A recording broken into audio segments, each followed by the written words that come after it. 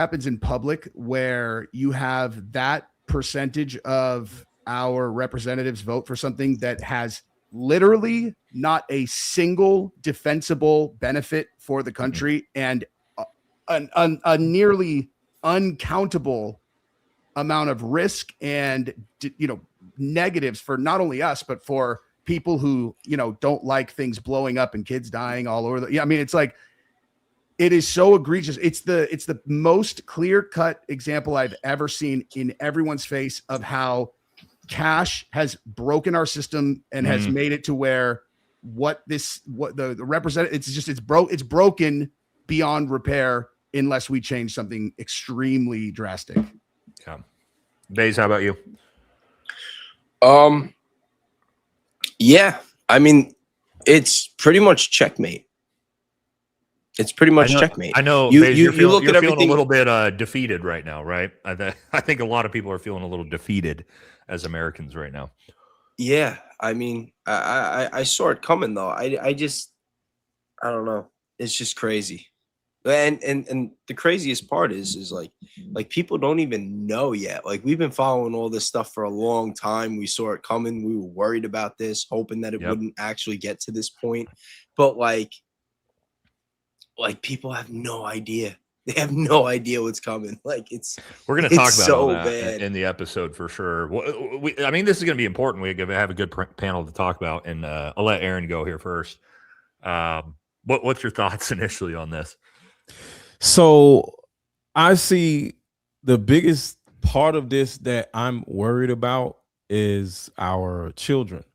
There's a cultural side of them that is accepting of certain things, right? And I'm not going to say certain things on here, of course. And the first thing I see is that culture is slowly becoming our culture.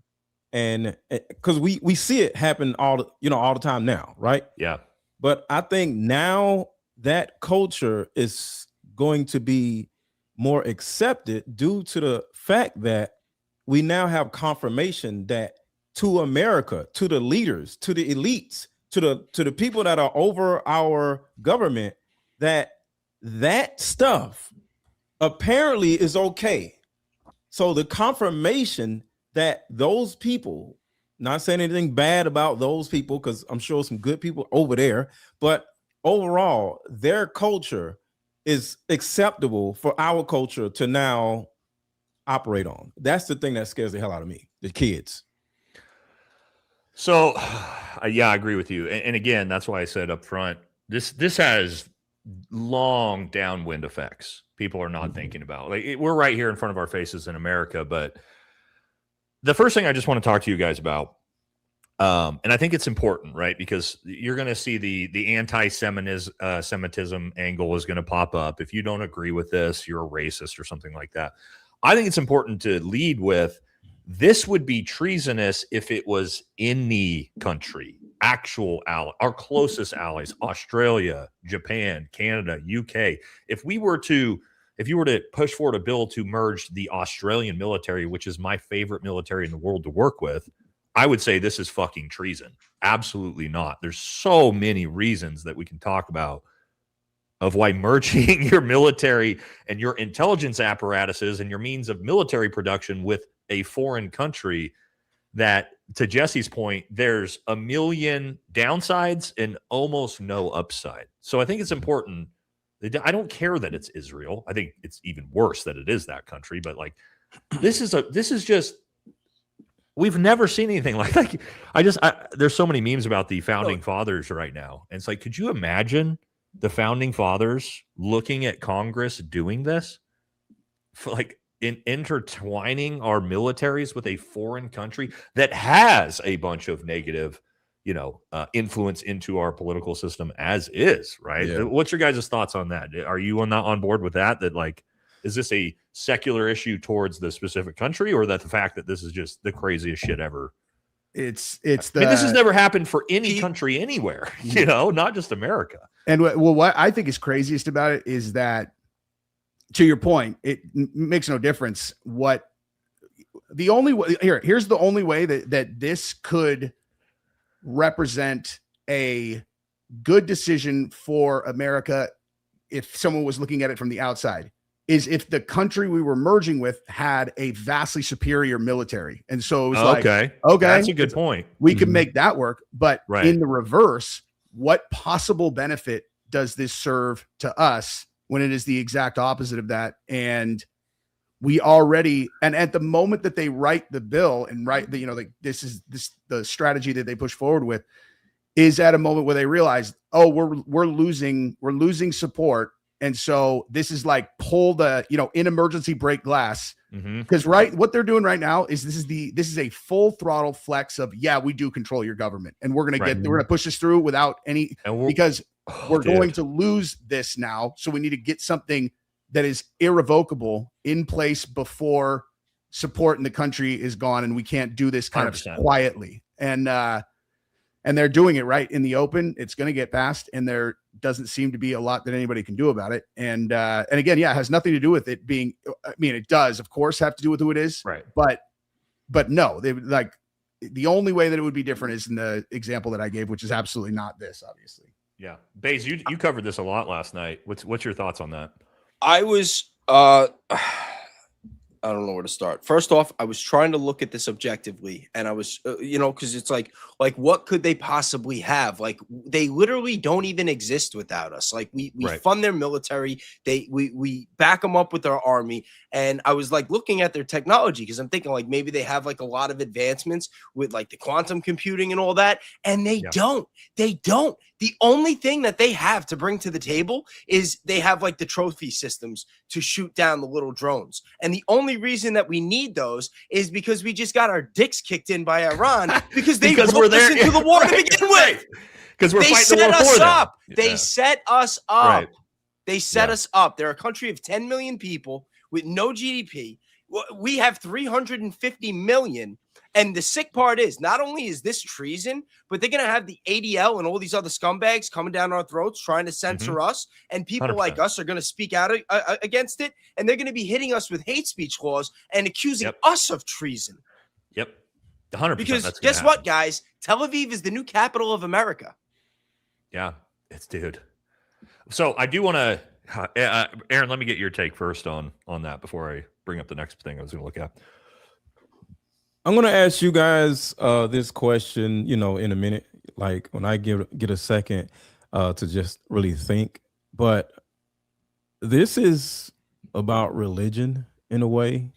And I think the biggest problem that we've always had with all these countries is religion, regardless of what religion somebody is for. And I'm not going against religion, but religion is the reason why most countries end up going to war, or religious principles are the excuse of why we end up going to war.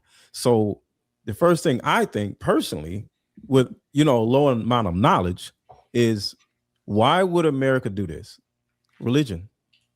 Somebody had, or a number of people has coerced the American elites that, hey, we need to do this because of some type of religious side of this, and I don't want to get too far into the woods on that, but I think this whole thing is about religion, and I think religion is the biggest problem in America. I think you're 100% right, because when we're going to look at next, who voted yes? The evangelical base, right? Yeah, right. It's not anybody else. So I think you're right on the money there. That there's no way you could look at this, Aaron, and say there is some sort of religious, context to this. And I want to look at this because this is going to be a big thing we talk about, because political parties. This is important on this because the reality is, one party voted. One party voted for this, the other party didn't. Now, we obviously know it was all Republicans for the most part that voted yes, but Evan Kilgore here already posted. I think it's important that we take a look at who the 7 Republicans who voted no are, right? And I'm curious which Democrats voted yes. Yeah, we're going to, well, that's the Senate, but Fetterman types. We are going to look at that next, Jesse. But first, the Republicans who voted no. Okay, you had Josh Brechen from Oklahoma, Tim Burchett. This was kind of surprising.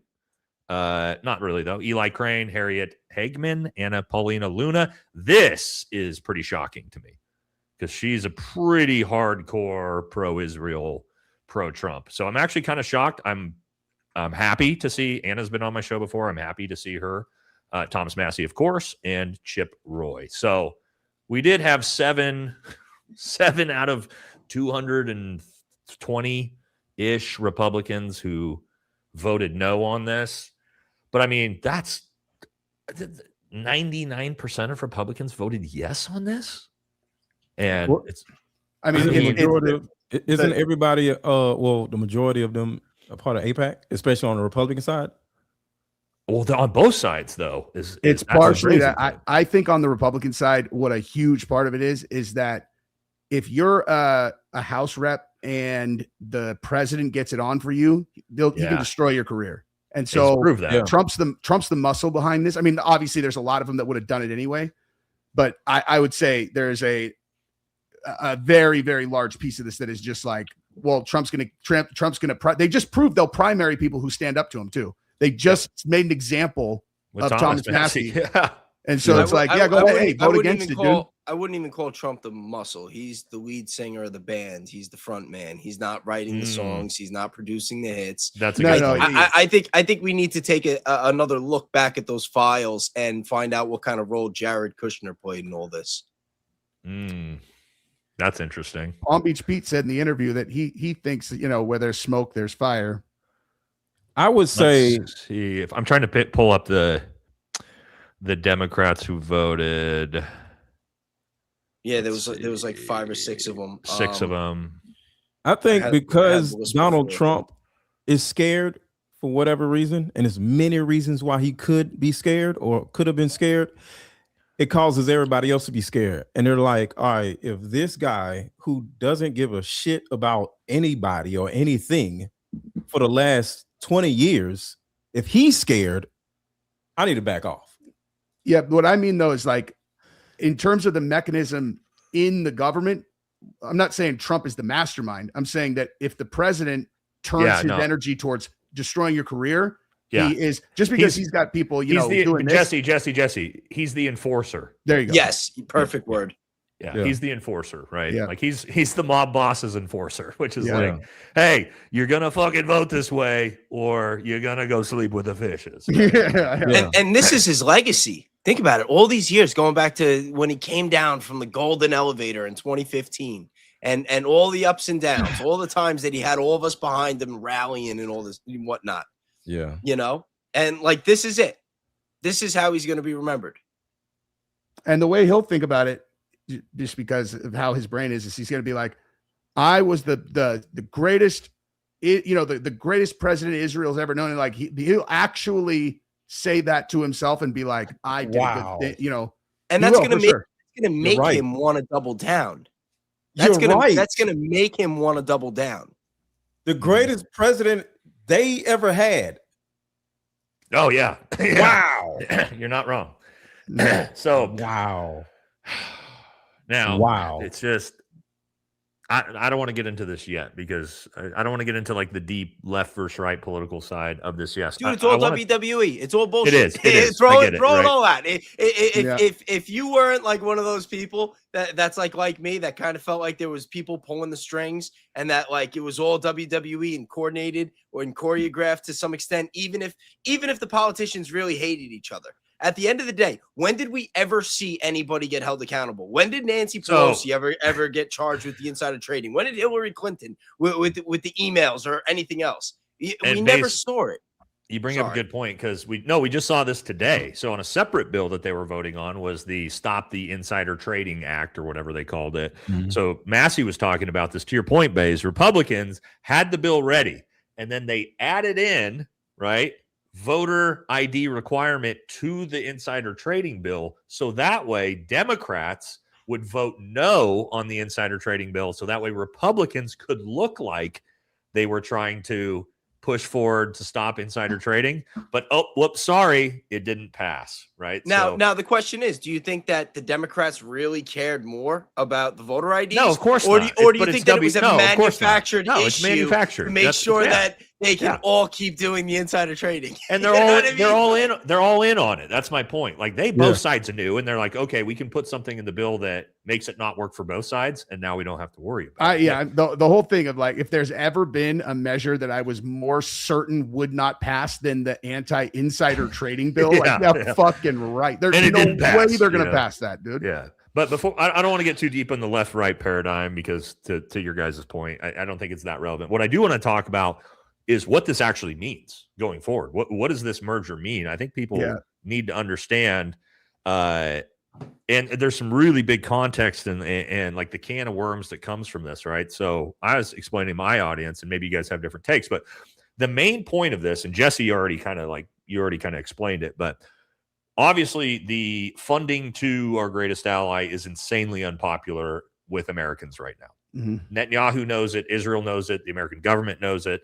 And so what they're trying to do is now make it look like even Netanyahu is saying, we want to stop all the U.S. aid to Israel, right? So that way, if they do this and they actually put the funding of all of this, rather than going through Congress, which has to show the American people the amount of money by every cent that's going to them, no. We wrap it up into the Pentagon's budget.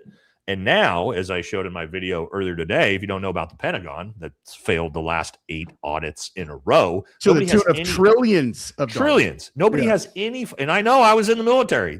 We used to talk about how the money's fake, guys. Like we would be like, there's not enough money for us to go on this deployment. Commander would be like, the money's fake. We'll just move whatever money and we're good. Don't worry about it. The money doesn't exist. So now, because the Pentagon doesn't give a shit, it just spends money that, basically they print out of thin air. They do it this way, and now they don't have to show the American people a goddamn dime. Mm-hmm. And if you want to find out, well, it'll be in the audit. But guess what? Oh, well, the audit shows we don't know where the money went. And so now it's a blank fucking check that the American people have no idea. That's just the funding piece. Yeah. We haven't even gotten to the intelligence sharing piece, what that could mean, the sharing military R&D technology. Yeah. Like, there's all of these things that we need to talk about, but let's start with that with funding. Yeah. Let me, can I mention, I'd like just on that one real quick, because to your point about the R&D, the technology and the funding and the Pentagon, the way that fits together, I think is I was looking at it and I was trying to think of how I would structure it if I was going to make myself in the most advantageous position in terms of leverage. And I would, through collaboration, have us manufacturing key components to massively important weapon systems, like where we're the ones who make it. And that way, not only do we provide something critical to these huge, systems that can't work without it, but also the money is going to be shown as the military spending money on weapon systems, when in reality, they can set whatever price they want. It costs them $5,000 to make it, and they charge $5 million for each one of those things, and no one will ever see it. It's like, I don't even know if that's even necessarily illegal. It's probably it's already how it works, man. Yeah. So that is already how it works in the military. I know. I used to do, contracts to get equipment and different stuff for our teams and stuff. Yeah, it's already how it works. There's no, like however much it costs. Okay, cool. Here's the check. Go. And nobody's ever going to know. So, but like I said, you got to look at who's manufacturing what and who's bringing what to the table. We have the missiles, we have the fighter jets, we have the computing power. They're bringing the trophy systems and the things that are going to shoot down those $50,000 drones. And it's not just like we're not just doing this because we got our dick kicked in with Iran. It's because we're worried about China. Like America, and I've been saying this for a while, America could not afford for Israel and them for us and Israel to have a fallout and Israel go and be China's new best friend.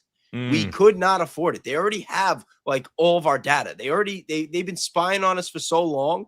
And then especially with whatever they got in the files, if Israel would have had a deal or some kind of arrangement with China, we'd be cooked. I never thought about that. The other thing too is how AI fits into all of this, because this is one of those times where, there's lots of times that there's actually seems like there's always a conversation about how everything's going to be different because of blah, blah, blah. this is one of those moments that it's 100% true. The entire world is going to change over the next 20 years in ways people can't even wrap their brain around because of the impact AI is going to have on every single facet of life. But as it relates to military application and surveillance and the ability to kind of do all of the things that the intelligence and military do, like if we are the leaders in development and we're at the forefront of that type of technology, to share that with anyone else is so insane that you can't, because it's not going to require, that's the thing, is it's not going to require a large standing army to enforce, geopolitical stuff militarily anymore. If you have AI and large, I don't want to go down the rabbit hole of like all of the things that are probably forthcoming, but we're giving them away. Assuming that it's ours, do they have AI that we do not have that we're unaware of? Because if not, like probably not. So this is part of the way this is actually going to work, right? And so the official integration between the two countries' militaries would help synchronize research, development, testing, evaluation systems, integration, industrial cooperation. These are all the things that the bill is going to do. Joint ventures, licensing arrangements, production, and information sharing, intelligence information sharing, moving beyond any traditional foreign aid framework into direct Pentagon procurement and co-production channels. So essentially, it is going to put they will fall directly into the Pentagon, and we will now give them all of our technology, all of our R&D, all of our money, anything they want. All of it is just one country. They're not saying it out loud. It's one country now. That's what I'm saying. Is like what the right, federal, like at the federal level. When I've always thought about this, where it's like, well, what would happen if the federal government just shut down? Because you're like, not a lot on my day to day. But the place where it's like what's really actually important about federal is about military at the federal level. And so as soon as you integrate, it's like, well, how are we still two countries now if that is a fully integrated unit? We're not. Yeah. So, I mean, what I'd like to say that they're just like the 51st state, but it's not even that, right? Because they're basically getting all of the benefits of being a state without. They're not a state. They're not. You know what I mean? They are our partner. It's like we're in a relationship, a marriage with the person, and they could backdoor us. Like they could They could literally get us out. Married to somebody that doesn't live with us. Yeah. Yes. Global domination, where they set it up for years and then they snap their fingers and we're done and they're in control and they're in a partnership with someone else. You know what I mean? It's like it is insane. But this is the reality. This is like the wake-up call that people need to realize.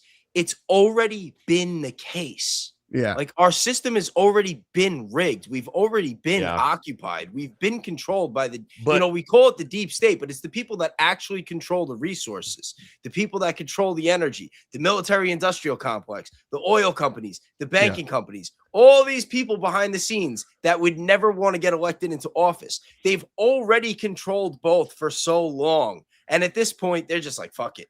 What are they going to do? That's what I was going to say. We're just going to put it out there. We're not going to hide it anymore. Yeah. It's like they came out the closet. You know what I mean? That is basically it. That's a great. And now they're just shoving Americans' face in it. Like the everyday Americans, like all of us watching this right now, they're just like, watch this. We'll just shove your fucking nose in it, and there's nothing you can do it. Watch us. We'll put it on goddamn TV. We'll put the vote on TV for all of you to watch and shove your stupid faces in it. Yeah. I have a morbid thought about all of this. One, of course, everything Jesse said, the AI bubble, right?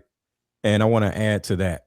The AI bubble is going to either grow or is going to pop. But when it comes to the AI part, when it comes to like surveillance, right, it's going to be, in my opinion, an enforcement of what they surveil. And then it's going to be control. And as American people and as the government, is certain things that are in our Constitution that they can't do to us. But but they don't care anymore. Yeah, They they don't can't. care Yeah. anymore. They're not That's supposed to why be it's able so to. bad. so now that another why country it's so is bad. right, not another country is occupying us officially.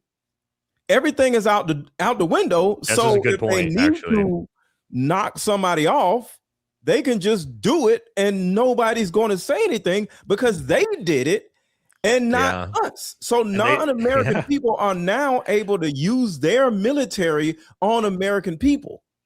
And they don't have to abide by the Constitution, to your point. Because Aaron. they're not Americans. Yeah. And I mean, you have to remember, they obviously already surveil anyone they're interested in. Right. So, But the enforcement of it is going to change now. Oh, yeah. but you got to realize too, okay, we are supposed to be a state of religious tolerance. We're supposed to have a separation from church and state. They are a theocratic nation. Like, we have the Constitution. They have the Noahide laws. Like, and everybody's been talking about Sharia law. Like, that's why we need to be allies with Israel, because otherwise the Muslims are going to take over. It's going to be Sharia law. Like, we are so much closer to Noahide laws right now than we are Sharia laws. And people have no idea. Like, they have no idea. Could you guys imagine if, to Bezos' point, if Congress would have voted to merge our military with Qatar's? Could you imagine the hysteria that would cause? It's no different. It's no fucking different, right?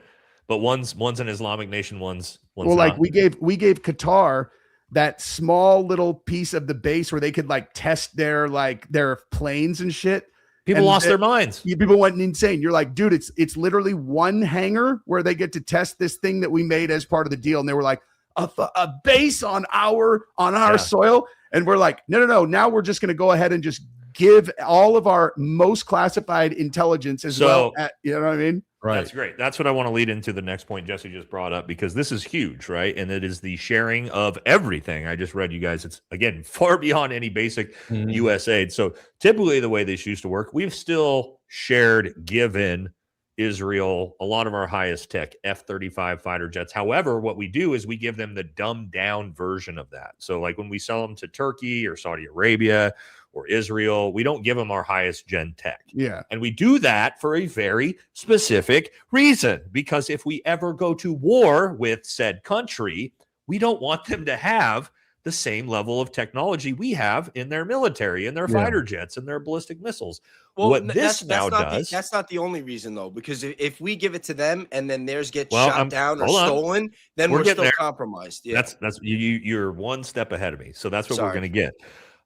Our greatest ally, to Bezos' point, he said it right before I did, has a very bad history and pattern of taking our tech and then selling it to our enemies, aka Russia. So to Bezos' point, which I think you were going with this, Bez, it's not just that we're giving them the technology. We pretty much just gave all of our enemies the technology. Right? Isn't that where you were going with that, Bez? Well, no, I wasn't even going the trader route. Like they were going to straight Jonathan Pollard and just give it away. I was saying sell it. No, not even sell it. But like if let's say they're using one of our highest tech and fighter jets or whatever, and it gets shot down, and then it falls in enemy territory, and then they get it. Now they have access to it. Yes. But yeah, that's another version of what I'm talking about. They don't have to sell it anymore anyway, because like they have a black card with us now. Like if they didn't before, they really do now. They really do now. They don't have to sell. You know what I mean? They don't need the money. You're right. But I mean that is another. But that's also another big thing that I'm trying to get across here of why you do not do this with other countries is you're going to potentially be at war with this country 10, 20, 30 years from now. And if it, like history tells us that, look at our closest allies, some of our closest allies right now. Japan, we dropped 2 atomic bombs on that country. There's people alive today that were alive when that happened. So like, you know, Germany, like we're pretty good allies with Germany now. So the idea that like we may not be at war with these countries in the future, it's insanity. You know what I mean? To hand all this technology over to other countries that are embroiled in wars nonstop. What's your guys' thought on that? Of just giving away our highest gen tech to another country? Well, I mean, going back when you're saying that they're at war nonstop, like now, like before they used to like rope us in and egg us on, and then there'd be false flags and whatnot, whatever they could do to draw us in. But now it's like we're committed. You know what I mean? Like we're basically staking them. Whatever they lose, we're going to be covering those losses. We're there's a mutual. Like it went from mutually beneficial with certain policies to now mutually invested with everything. Mm-hmm. And that is a very big difference. The analogy that I made before is like, imagine you're like a young guy and you're very successful and you've got a couple $1 million, you've got a house, you've got everything. And you have this girl, she's kind of hot, but she's like a mess. She's like an alcoholic or whatever. She's always getting you in trouble. And it's like, you don't even knock her up. It's like you just choose to marry her, and like all of a sudden now she's got access to your bank account. She owns your house. She's got you by the balls. And it's like, for what? For what? Like, what did because you didn't have to marry that her. arrangement? You did not have to marry her. We did not have to do this. You were paying her rent. She was already comfortable enough. And she was just like this ungrateful bitch that's just like, no, motherfucker, I got you whipped. This is what I want. This is what we're gonna do. And like, it's kind of exactly what this is. It is exactly what it is. That's why. Did you see what I texted you guys before? The picture. I don't know. I put it on my thumbnail. Look on your phone. I'm looking right now. X. I posted it on X. Oh, I'm looking now. Oh yeah, you're right. So why? That is what happened today. Oh my god. So, Baze, why did Trump they do this? was the bride. Why did they do this? Like, let's just start there. Why? I'll pull this up for everybody to see while you guys are talking. Hey, Wait, why would you why not do they do do this if you're in their position? Oh, if you're them? Oh yeah. Oh, yeah. You know what I'm It's saying? Why? amazing. Okay, I'm sorry. What I'm saying they, as in the United States. Why did the United States do this? Compromise. They've been leveraged. Yeah, that's a good question. And compromised over time for a very, very long time. Okay, And question. I think it goes back to the early 90s. I was just about Probably to say that. before that. Compromise. Before that. The first thing I'm going to say to myself from a short-term standpoint is, oh, Trump is in the Epstein files, but it's bigger than that because we've been compromised since the 90s, and that's what I was about to say. So why did this not happen to those presidents? Why not us? This is crazy. Because they didn't have the leverage till now, and they didn't have the Trojan horse, which was Trump. Yeah. Yeah. This is it. We were talking the other day about how, is Trump the Trojan horse for JD Vance? No, Trump was the Trojan horse for what happened today. Yeah. Like this is it. All right, let's hit some super chats. We got a bunch of people. Let's see what you guys think. Buff says, hey, buddy, special request, go grab your birthday box out of the... Oh, yeah, I told my wife to go grab it, Buff. I just told her. Thank you. $50 says our greatest ally can make our phones explode by introducing a resonant frequency to the battery that make it overload whenever they want. Well, we do... Have you guys heard about the iPhone 17? Wait, remember y'all talk crap about my Samsung. Remember yeah, that? that's true. I got a Samsung. I don't have an iPhone. If you guys haven't heard about this, they announced that the iPhone 17e is going to be made with super chips from Israel. Yep. And so a lot of people are like, yeah, I'm going to pass on fucking buying that. Hey, No, have you guys seen, going to Android now? Have you guys seen the episode in the most recent season of Black Mirror where the guy, where the dude has those where he uploads that frequency and then all at once they turn it on, and it hits every single person in the world all at once. So you guys seen that? I've seen that. that. This was earlier in the week, guys. Senate Democrats. This is changed at this point. They'll probably vote on this the next day or two. Thank you. 440 gems. Unk alert. Wait, so the Senate has not blocked it now? No, the Senate hasn't voted on it yet. It goes to the Senate next. The Senate voted against, I forget what provision it was, like a week ago that was involved in this. But no, this was the House that sent it forward. Is this irreversible? Well, yes. The problem is yes, but it's going to be insanely complicated to reverse it. So the way they're setting it up is it's going to take it's going to be right? Yeah, it's going to be written into federal law. And so to undo it is going to take like it's going to take Congress like coming back through it, and it's like federal judges are going to have to get involved. It's the entire way they've designed it is to be like entrench it as deeply as possible to make it almost impossible to undo. Yeah, there's no prenup. Yeah, exactly. They're pretty much getting rid of the prenup. There's no prenup. Yeah. Here's a like for all you headed to birthday dinner with the husband. Thank you. We're not going to hit all these. We're just going to hit a few. Very appropriate, Nate. We needed a panel. Yep. Does this mean Trump is going to rename North America to United States of Israel? Very much good. Thank you. Bayes' theorem story literally made me LOL. The only thing that would have been better is if the processor said, yes, he did. Yeah, that's an inside one with the last live me and Bayes did. But yeah, thank you. Hold steady, folks. Don't lose hope yet. This just means the American people are up to bat now. Are we united enough to stand against it? Okay. Let's stop there. I mean, let's talk about what the American people can do. Well, the reality is, and this is going to be an uncomfortable conversation for a lot of lot of Republicans in the chat, and you have to ask yourselves, we know who voted yes on this, and it's the Republican Party. Now, regardless of what you think about the Democrats, I'm an independent. I know Jesse's an independent. I don't know about you and Bayes and Aaron. So I don't give a shit about either party. I think they're both terrible. I don't give a shit about either one of them either. The reality is Republicans just sold the country out. Yeah. Full stop. Albania.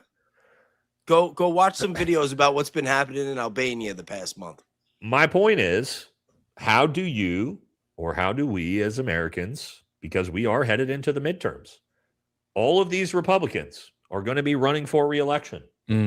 Every goddamn one of these names. Dude, it'll be even worse. You're going to bring the Democrats in, and then they're going to push the agenda for the World Economic Forum. I get it. And then you're just putting more pieces to the puzzle. I get it. This is what I mean. Saying. It's all WWE. It's a setup. I'm just saying, maybe, but I'm just saying, how do you force through accountability?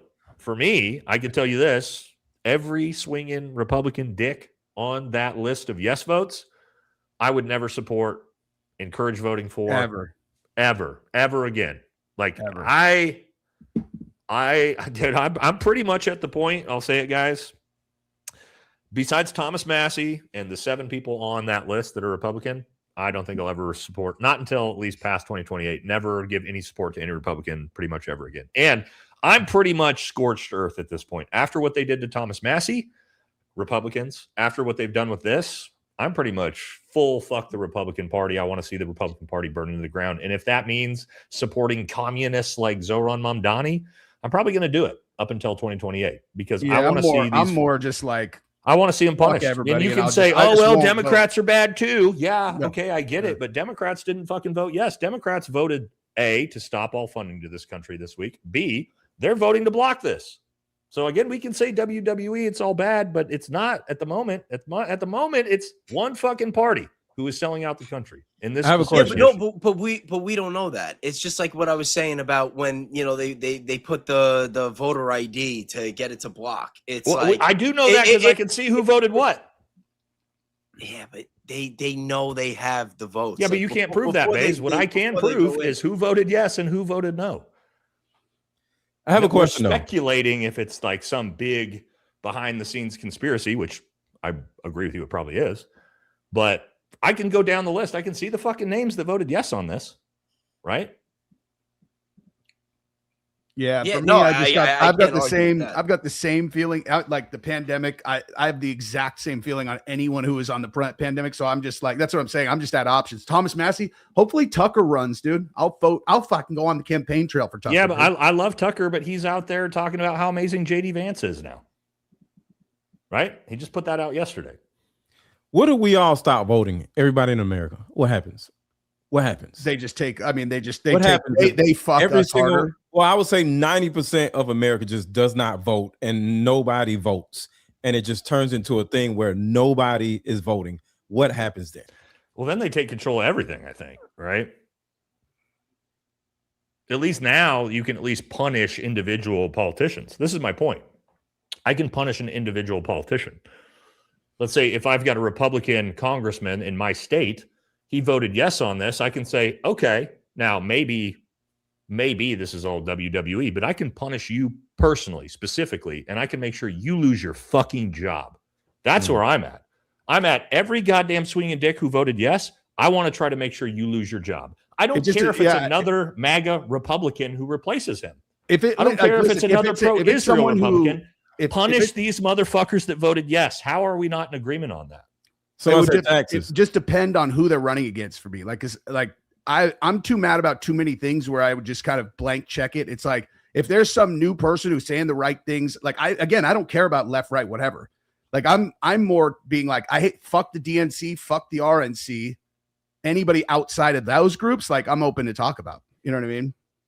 So you support keeping all these presidents, all these politicians, all these Republicans who voted yes, you're all about leaving them in power after this, Jesse? No, I'm all about fuck anyone in both of the. We need to. Yeah, but how do you fuck them?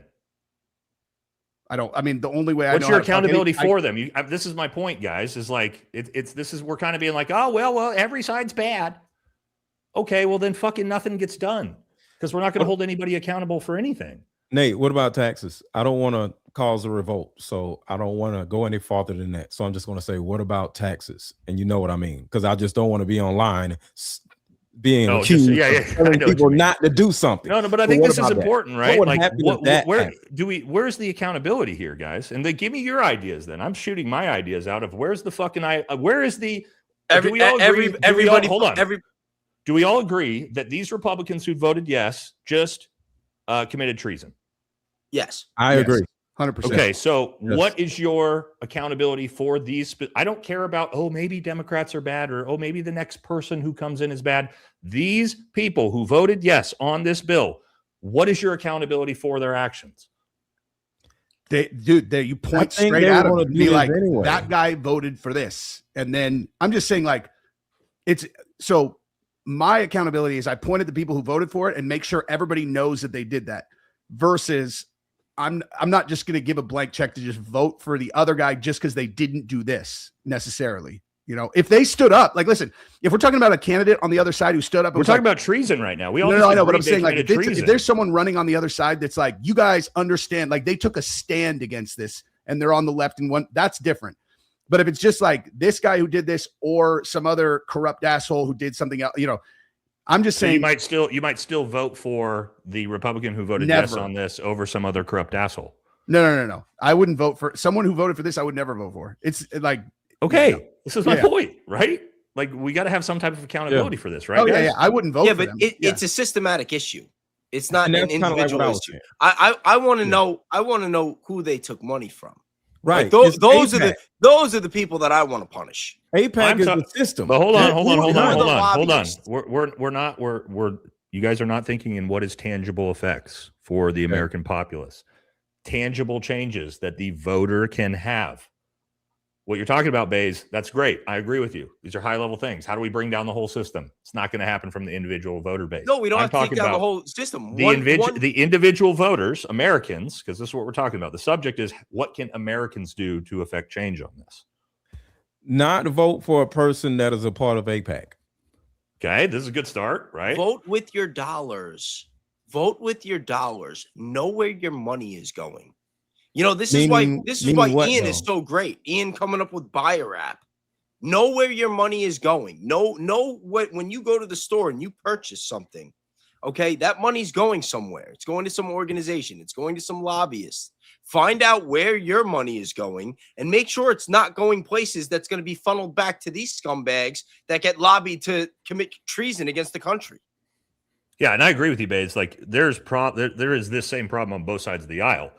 However, I can look at who voted which way on what I believe is the most treasonous congressional bill in the last 50, 60, 70 Well, we got to get organized and run against them in the primary, not count on the other side and just think, we're going to vote the Democrats now, and then this person's going to be out of a job. I understand the logic there, but it's not enough. It's not, you're not even going to put a dent in the machine.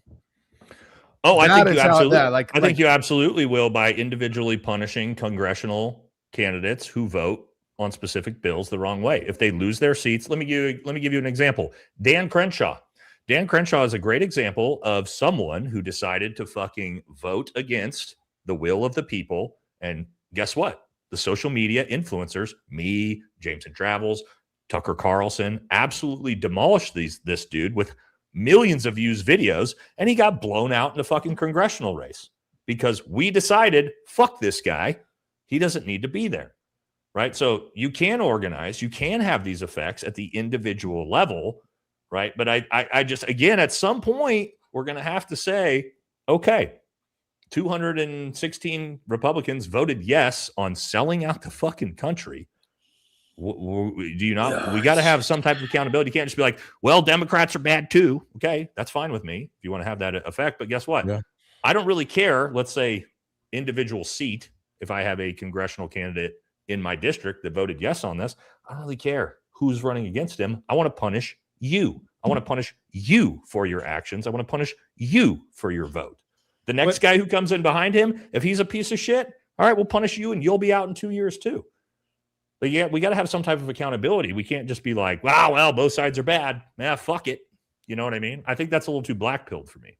But can they do any worse than what they already done? Has the damage? I don't think there's anything worse out of the Democrat Party in the entire nation than what I see out of Republicans on this bill. Because the car has already hit the tree. It's kind of like over. Getting mad at the car, the driver, or the tree, and it's kind of like over. And in my opinion, because I think all of this is it could get a lot worse.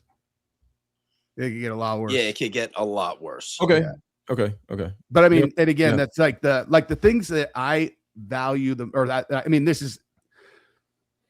I am extraordinarily overly focused and concerned on when they start invading what we are allowed to say, what we're allowed to do, and what we're allowed to. So it's like, they're already doing that, brother. No, I know, but I mean, like it was much worse before, and that's like, and I'm not saying that there's a good side, bad side. I don't believe in the left-right thing at all. I'm saying that, like,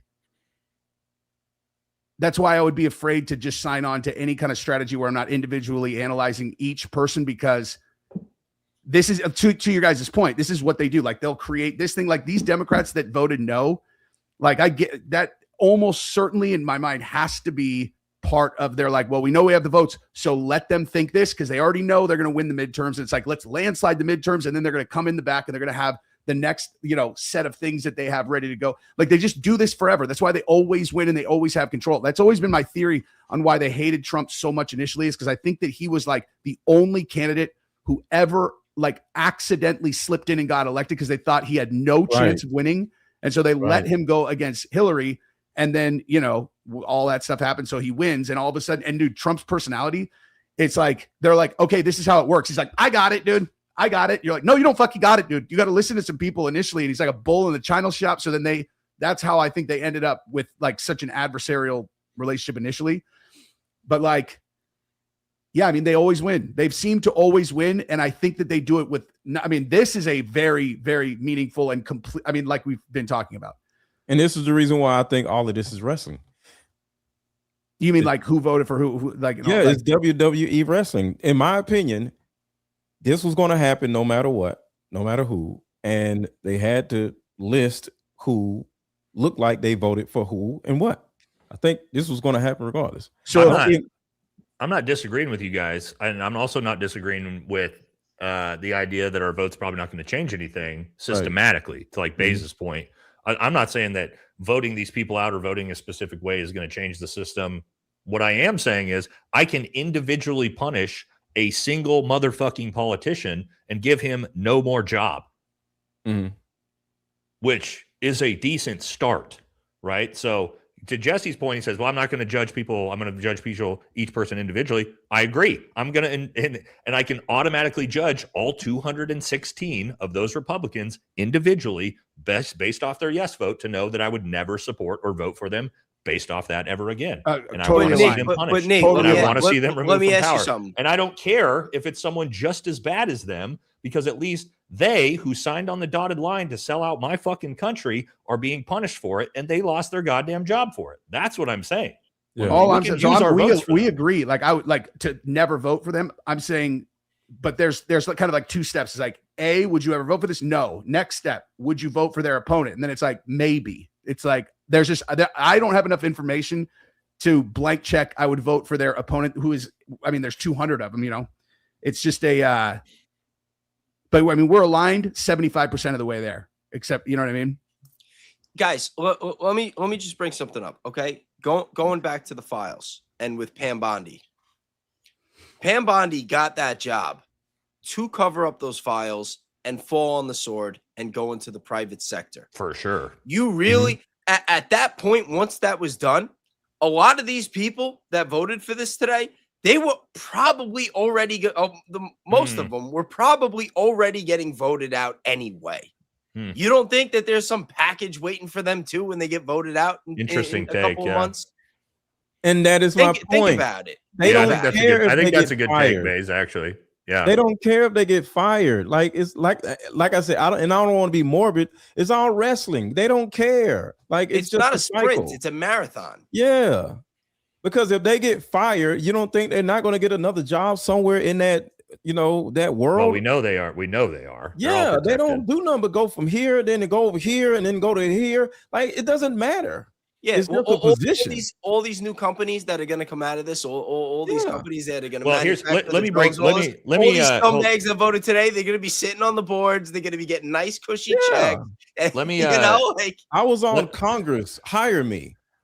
I know this is. I'm a member of Congress. Hold on. Because as Americans, we get down this path, right? With the chat, with the way we do this, and we're doing in this conversation of, it's all WWE. I'm not saying I disagree, right?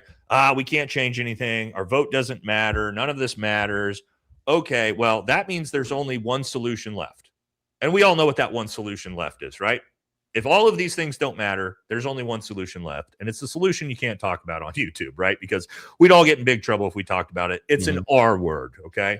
Now, I want you guys to know, as someone who went and actually fought essentially in a civil war in places like Afghanistan where there is no fucking government, okay, and they are in a civil war, I can promise you, if Americans think that is a situation that you want to be in, if Americans think that is a country you want to be a part of, that you want to live in, you have no fucking clue what is coming to you, okay? So when I approach it from an angle of, I do want to try to hold people accountable through a voting system. I do want to try to leverage the things we actually have at our disposal, because you guys have no fucking clue what you're actually sort of advocating for what we need. This is not a peaceful thing that's easy when you're talking about actually upending and completely redoing a government system. It's fucking ugly. Millions of people die. Everybody's poor. Most people are going to starve to death.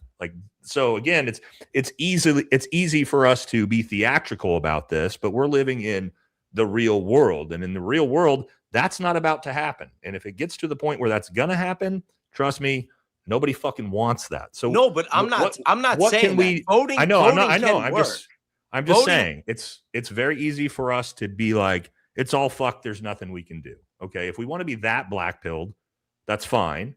But I don't think any of us really believe that, right? I think all of us want the country to do better. We don't want to see shit like this. Get involved. The answer isn't vote for the Democrats. The answer is for other people to rise up and run themselves on the local level. On the local I agree level. With you. I agree. None of us are going to run for president and just wave a magic wand and change everything. But you got to understand, like these people that voted today, they were groomed. Before they got into Congress, they were, in a state, some kind of state assembly or county town council position. Or you know what I mean? Like people need to get involved on the local level and work their way up. And it's going to take years to get out of this and a lot of dedication. And people are going to have to care. But the problem is nobody gives a shit.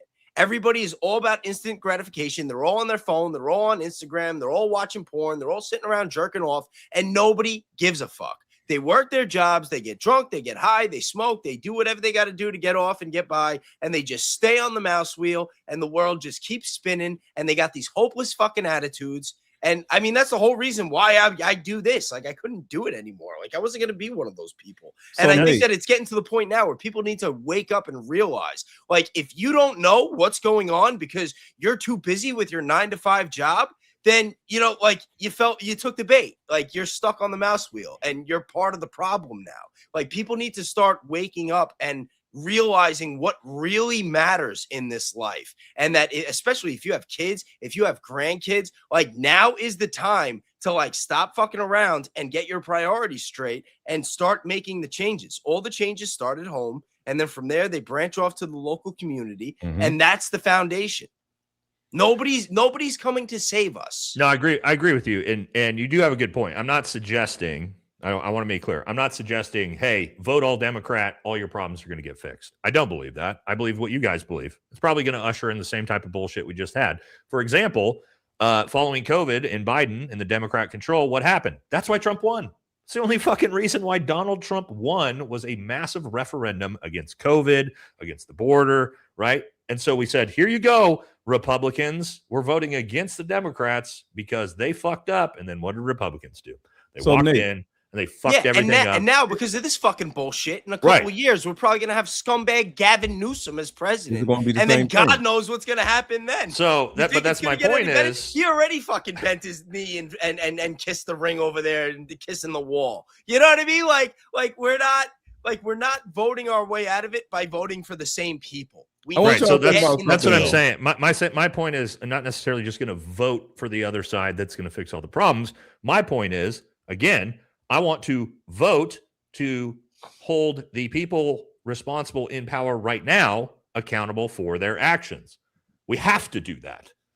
We cannot just be like, fuck it, both sides are bad, so we're not going to worry about it. And all of these Republicans who voted yes, they're just good to go. Nate, your logic is sound. We cannot do that. Your logic is sound for sure. Like, as I think it through, your logic's sound, but again, just I can't get past I won't ever vote for anyone unless I specifically know who they are and what they stand for as just a blanket rule. But I'm not saying this is a party thing, Jesse. I'm not saying vote for the Democrat against the Republican. I'm saying vote for whatever Republican who's running against this Republican in the primary. Get them the fuck out. And if it's a Democrat running against one of these Republicans who voted yes, get them the fuck out. I don't care if it's a Republican, an independent, a Democrat, whoever it is.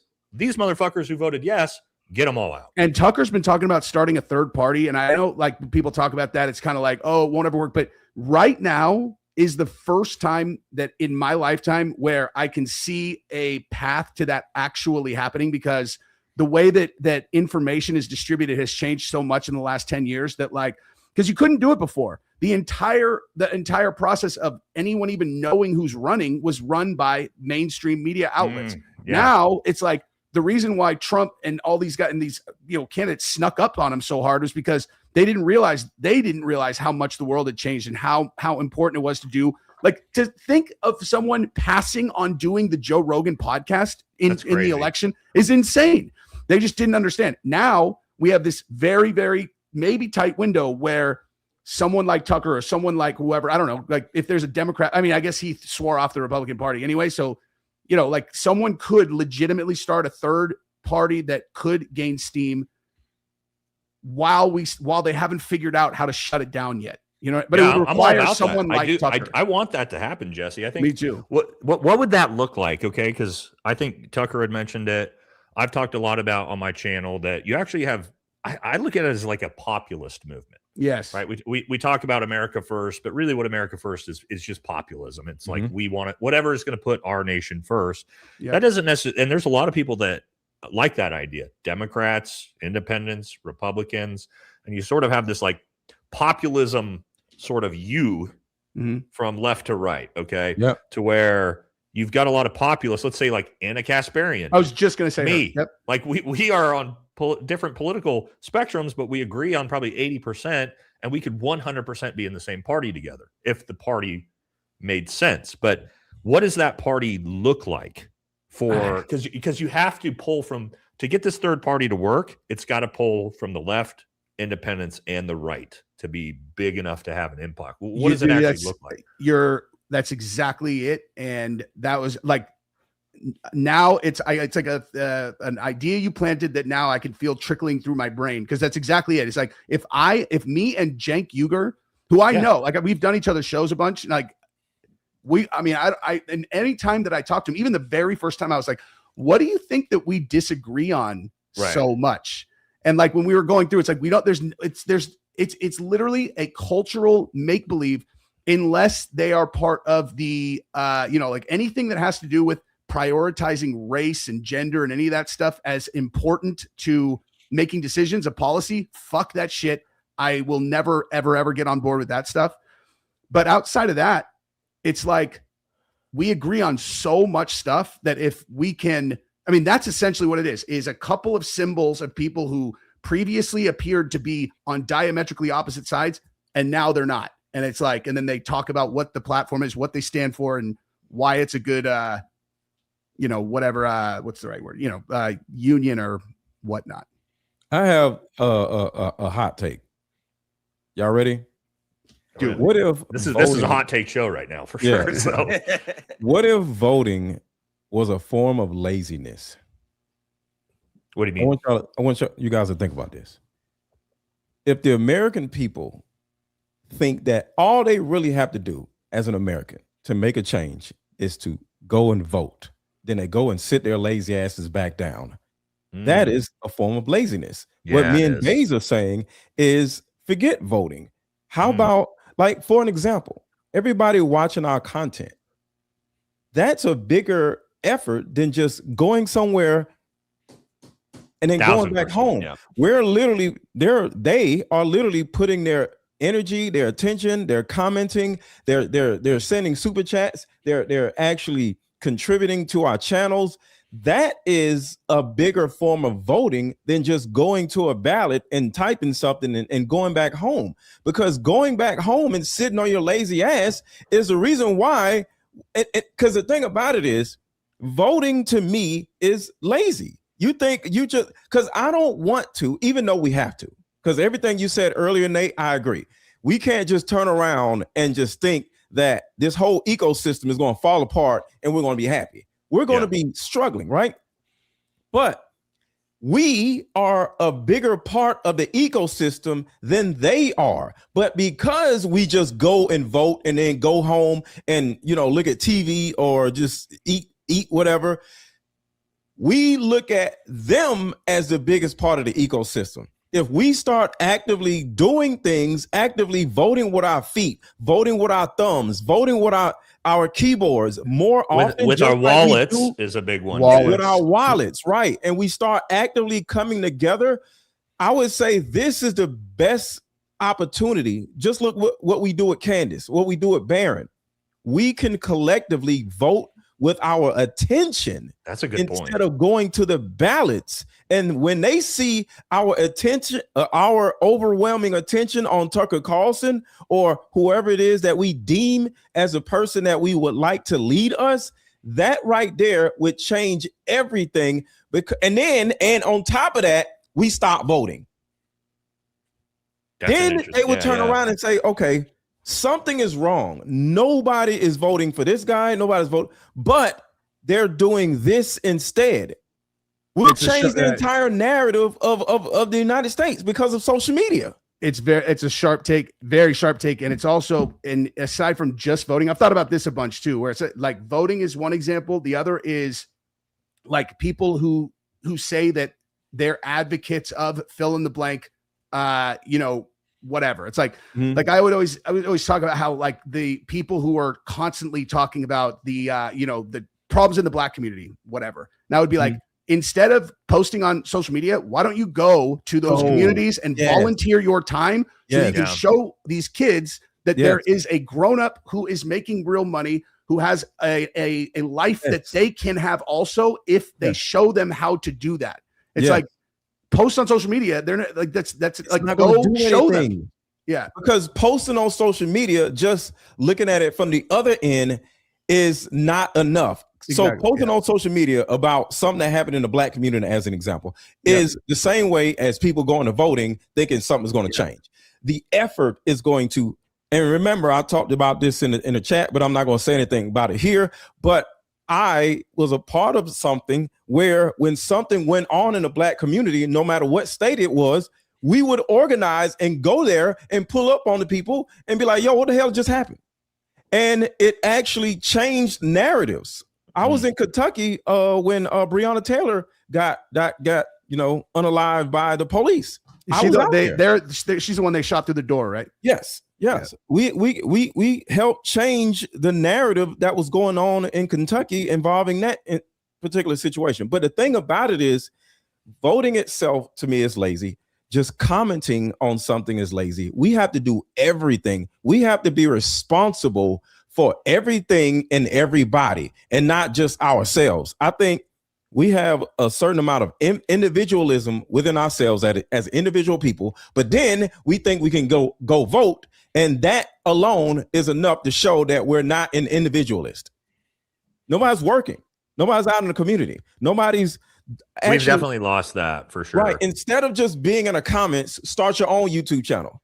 Instead of just doing this, do something else. I think every citizen has to do more than think that we can just get another person to do something for us. We have to at least contribute to that person doing something for us. Then it's doing something with us. It's almost like we're riding down the street and we see somebody stand on the side of the road and their car is smoking. We're not going to stop. But if we seen that same person pushing the car. Oh, that's a great analogy, dude. We'll I love jump this analogy. out and start pushing the car with them because we see the effort that person is taking and we're like, oh, damn, I want to help. Now I want to help. I want to assist. I want to be a part of that instead of just seeing it. Yeah, Aaron, that's so crazy because I've used that same analogy for over a decade about people helping themselves. And I'd say this all the time is you can't, and this was not even like what we're even talking about, but you can't, like, people don't want to help somebody that's not willing to help themselves. And I've always used that analogy is like the car pulled over on the side of the road, you're never going to stop. But if you're at the intersection and the guy is pushing his fucking car, everyone jumps out to help that guy, right? Because somebody who's trying to help themselves. I mean, you're 100% right. It's just like the system, though, also is designed to keep people dumb, fat, and glued to their phones, arguing right? with each other. My on dad, you know, my dad's a Green Beret as well, and you know, we've talked about things like this. You know, potentially what it would take to revolutionize the system. And my dad, he's always said, and I think he's 100% right. He's like, nothing will change until you take away Americans' iPhones. And I mean, you think about that, and the idea is as long as you got that Netflix, you got the food, you got a house, you got somewhere to live, you got the iPhone. People don't enough, right? And so how do you get them to pay attention, right? Like everybody who's here watching is so much different than 95% of the rest of the country, right? These are everyone here watching is sourcing independent media, whether we're dipshits or not, right? Whether we know what we're talking about or not, they're looking for independent information. They're trying to be critical thinkers. They're trying to get information from a lot of different sources to figure things out for themselves. But that's not what the average person is doing. No, I posted about what happened today on Facebook. You wouldn't believe how many people are commenting thinking that I'm like making shit up, right? Or like spreading conspiracy theories. Right. I'm like, yo, you kidding like, there's me? No way. Yeah, there's no way. Call me a leftist, telling me, you know what I mean? Like it's insane. Hey, you guys, do me a favor, and all three of you guys go to your studio, look at this stream, and then let's studio. And then show, like, I want you guys, because let me show you what I'm looking at here, and I'll tell you why. I like go to the actual live that we're doing. I'm going to show you my screen, and I'll show you why. Why? Something happened? Can you see it here, Nate? Put it up. Want me to share it? Just put mine up. To share this? Okay. Yeah. Why? What happened? Check it out. All right, hold on. I got to pull that one off. Look at that. Okay, so you see, look at that trend line like that, and I think that it was they knew. But once they realized what we were talking about, they knew. It's like I've been watching. Yeah, I've been watching the. Okay, I think it's that they realized what we were talking about, and then it was like, I mean, like I saw that about 30 minutes ago, Jess. Here, look at mine. Pull mine up. I started off pretty strong. Oh no! Because that's what I was gonna say. If all of ours are doing the same thing, then for sure that's doing the exact same thing. Yeah, they nuked it, dude. I fucking knew it. Yep, they nuked it. All right, so there you go. So this is good for our audience that doesn't know the backside analytics. So what Jesse just showed, and I watched, we went from about 11,000 between all of us to 7,400 in about 30 minutes. And I've been watching it, Jesse, been like, that's weird. Like and it's all of our channels are slowly losing viewership. So yeah, what happens here, guys, is once they identify that you're talking about something you're not supposed to be talking about, they will basically limit it, which means they no longer show it to non-subscribers. So all of you that are here watching, and sometimes they don't even show it to subscribers or to subscribers too. Yeah. So yeah, they've nuked this stream. That's fine. Whatever. Like we're here. Yeah. Mine looks exactly like yours. Someone said, put it on the screen. They said, put it on the screen. I'm like, that's exactly what I just did. Yeah. Here. I got the graph right here. I mean, I have a much smaller channel, obviously. I've got it also too. It's all that matters is what the trend looks like.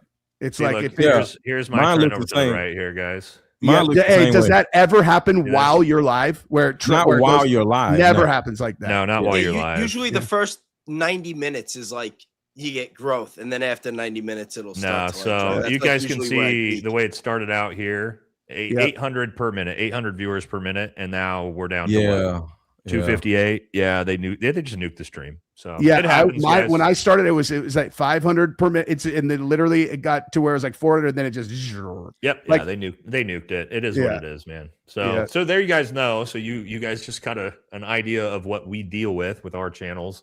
Our channels very, very regularly get shadow banned, get limited, get censored. And to Jesse's point, we were going great, and then YouTube realized what this was on and cut it off from everybody seeing it. So. Oh, dude, I went off last night. If you didn't raid me, I would have had a freaking 50 people watching me the whole time. I covered all the bases. Dude, you guys got to raid me. I've never gotten raid. You guys never had anybody raid me. Dude, Jesse, I've never had a live stream do that though. I have videos do that when they nuke the videos. I've never had a live stream do that. We need to start raiding each other. Yeah. I did last night. I rated. Like we can literally go live right after each other. It's not. Oh my god! I meant to do. I was putting that together and then I forgot because I was going to do it in a schedule. Goes live at 11. I go live at he goes live at 10. I go live at 12 on a normal basis, and then I'm not sure who goes live around 3 or 4, and then Candace goes live at 6, and then Baron goes live at 8. Baron, wait, she finishes and then he waits a certain amount and then he goes, then he goes, right.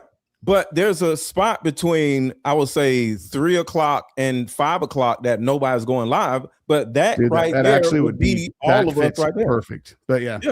Because I don't know, maybe Candace, raids. I don't know, but I'm just saying, like, dude, if Candace raids someone's channel, it would blow. You just be like, what the fuck, dude? I got 90,000.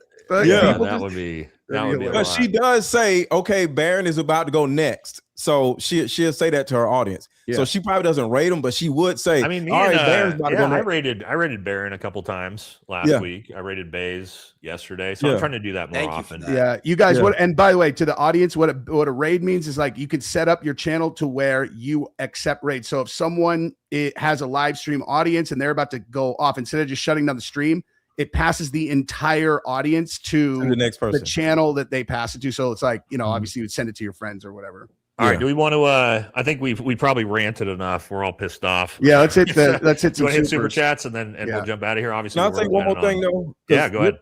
This is out of appreciation for you guys. I came from the relationship space, and this is an example of how it's important for us to do more. And I was a coach. I'm an emotional attachment coach, and I help men and women deal with emotional stuff, right? And in my space, it has always been, why are women doing this? Or why are men doing that? And it just turned into this women versus men thing, right? And after a certain amount of time, I'm like, what am I doing? These people don't want to change. So I'm thinking like, why don't people want to change? Because the overall narrative that is like the over-encompassing narrative is pushing us to fight each other. And because of that, I was like, I need to look up here and not down here. So it's the propaganda, it's the politics and the programming. And that's the reason why I started looking into politics a little bit more, because that's the reason why everybody is fighting with each other. Mm-hmm. Yeah, race, immigration, gay rights, and abortion. Those are the 4 big ones that they always use to. Yeah. That's funny because, what's funny about that is I came from the military vet bro space. And the reason why I stopped doing that is because it was so toxic and everybody was fighting each other nonstop. See? It's funny because we all came from Yeah, Like, I came different from niches. Yeah, you were the UFC niche. combat sports, and then I don't know about Bezos. Bezos is newer to the. Yeah, no, to the I game. literally started this to freaking cover the files, and then it's been a long grind. Yeah. But I just All right, got let's do it. tired Let's, of this argument about this, so I just started doing something different. And I think we all, as American people, have to start doing something different. So you guys have a bunch of super chats too. So if you can follow along, so we know who's who, you'll have should have the little dash on yours. Are you guys good to start? Yeah. It's time to rise up. Well, we'll see. Today is a sad day for this nation. I agree. This is one of you guys. Oh, that's me. Voting won't work. PM, what's up, dog? Again, guys, I see people. I want to make sure my point is clear here, okay? Because I see a lot of people think Nate thinks voting's going to solve everything. That's not what I was saying. My point is, I personally don't think voting does shit, but what it does do is punish an individual politician who pisses me off. That's what I meant. If you understand who there are people who have power. This is actually something I had when I talked to Palm Beach Pete the first time we had a tech issue. I actually made the comment about the Epstein thing, and I was like, what's crazy about this whole thing to me is how individual people who have no power at all, when you get enough of them marching in the same direction, then they have power. He's like, nope. He's like, they don't have power, but they have influence. And I thought about that, and I was like, okay, so there's the power, and you need to think about what's going to influence the person with the power to, do the thing that, you know what I mean?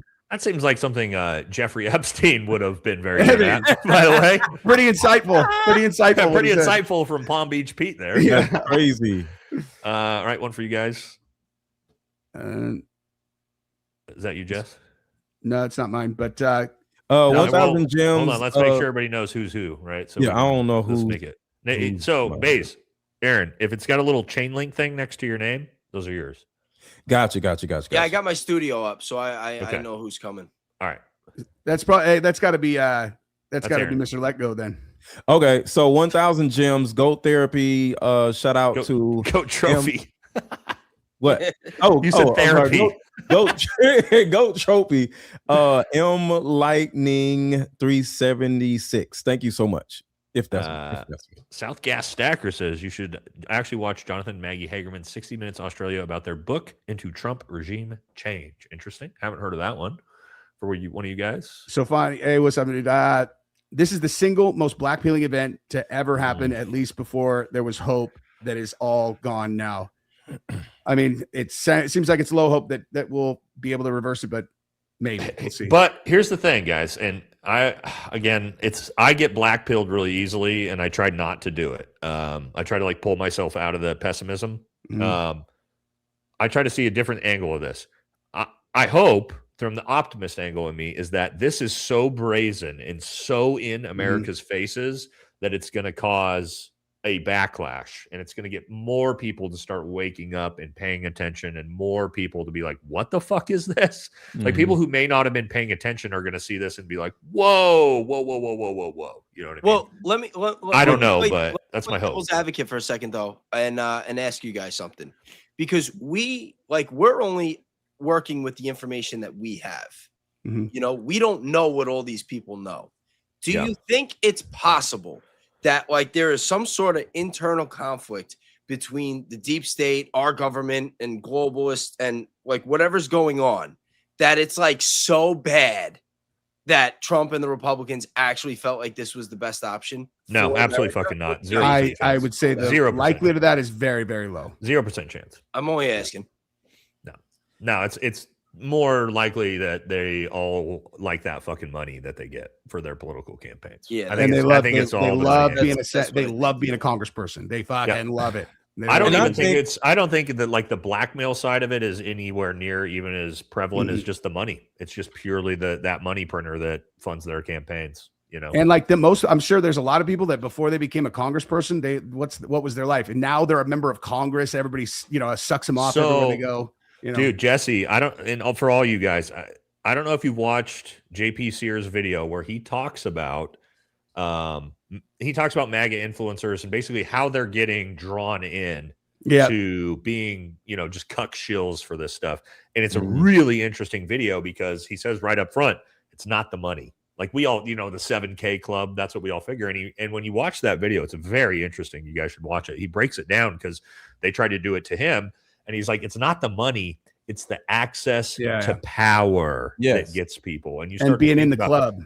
Being in the club, rubbing shoulders with the famous people, that it's like it's intoxicating. It draws these people in, you know what I mean? And I think that has way more to do with it. So it's like, even if, you kick them out of Congress, like you guys say, it's like, yeah, they get shuffled around, they get another job over here. Yeah, but now they're not, they're not a congressman, they're not a senator. It's like there is actually a lot of access to power and relevancy that I think it's intoxicating for these people. I think power is access to power is one of those things that's far more prevalent than, even maybe money and blackmail. But anyway, one for you guys. Fair on the River 6, 400 gems, Eagle. Well, this is okay. Katie says, it's a sad day for this nation, the beginning of the end. It makes me sad and angry to think the future my daughter will have to endure. Well, that's why we have to fight now. Yeah. You know what I mean? Being a service member during a time like this is very embarrassing. Yeah, I got to talk to my active duty buddies and see what they think about this. I can tell you they got the military, the active duty military community is pretty based, surprisingly, which I actually was a little bit shocked last time I talked to some of my active duty buddies at how anti all of this they are. Take that, Goyam. I'm not going to read this one out because it's YouTube, but yeah, friendly fire for you guys. Danny, what's up, my dude? Danny's the first one that texted me about this after it went through. And thanks for the super chat, my dude. Jeff says, could this end up to, and I really hate to say, in a civil war? So I hear this all the time. I think it always roll my eyes when I see people like the left versus right. You'll see this. Each side will be talking shit about like the left versus right civil war. That's not how civil wars work, guys. It's not a. There's going to be a lot of shit talking on the internet and social media. Guys, civil wars are the government versus a resistance group or an insurgency. That is what a civil war is. Okay, it's not two political factions that decide to go to war with each other. That's not how it works. Okay, so, but to your point, could it? Maybe eventually. I think we got a long ways to go though. For one of you guys. Oh, this is probably for Aaron. I don't know what these are here. No, you cannot see my ID. Oh, crap. That's crazy. That's crazy. Shout out to you, Silver Star. Thank you. Yeah, I'm getting a lot of gems. I think that's a new thing. Yeah. So, I don't know what gems are. I've never seen that. I don't know. I'm getting a lot of gems on my side. For those of us out here not current or ex-military, how and why is this so bad? Israel notwithstanding. Well, I think we really deep dive covered that when we talked about potentially going to war with another country. Bays brought up great points about, hey, you accidentally get your fighter jet shot down and they can, reverse engineer your technology. There's a lot of different reasons why. Any other ones we had there? Militarily, bad idea, guys. Other than those were the main ones. I mean, espionage too. If we're sharing data, I mean, you don't need the government to turn on us now. Like, we don't have to just worry about Israel turning on us. Anybody who's compromised in any way, like, you got to understand, the same way that we were using compromat and like the CIA and Mossad with, putting people in positions where they're compromised and they could be blackmailed. Like, other countries could be doing that to our intelligence that has information. You know what I mean? Sensitive information. Hopwisher says the anger is the anger this builds in me is not just for the military aspect, but that it shows that we are okay with what another country is currently doing. There's that. We have now basically just signed off on everything they do militarily, right? So like everything they're doing in Gaza and the West Bank and Golan Heights, Lebanon, that's us now. That's our military essentially that's doing that. And what gets me the most pissed off, which I didn't reference yet, is that when we see all this stuff, like Israel's gonna, they keep getting into all these conflicts, but who's putting the boots on the ground? You know what I mean? Like, it's gonna be us. Like, they get into shit. It's not gonna be the IDF going in and us behind them. No, it's gonna be our kids. Well, it's like that, it's like that, Jesse. It's like, you got that buddy with you at the bar who can't fight, but he knows you can fight, Jesse. And so he's picking a fight on nonstop because he knows you're going to fucking come in there and fight his battle for him. That's what that is. Yeah. Yeah, my friends would usually be a gigantic dude who's a terrible drunk, and I would be like, "Stop, dude." Yeah, I had a buddy like that.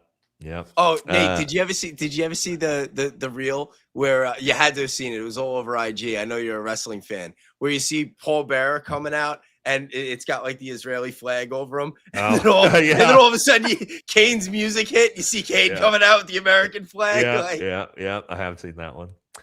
Tinfoil says all we did was buy all their enemies to be our enemies. Now people say now we'll have their tech, but bro, well, that we were just literally just talking about that, right? Same idea there. Stay passive, collective, stop paying. You know what's? I mean, honestly, I'm not going to talk about it on YouTube, but if you want to talk about I don't want to talk about it. You want to talk about actually solving the problem. This right here. It would probably solve every problem we have overnight immediately. If every person in America got on board with this at once, this probably would be the immediate actual resolution. Just credit cards.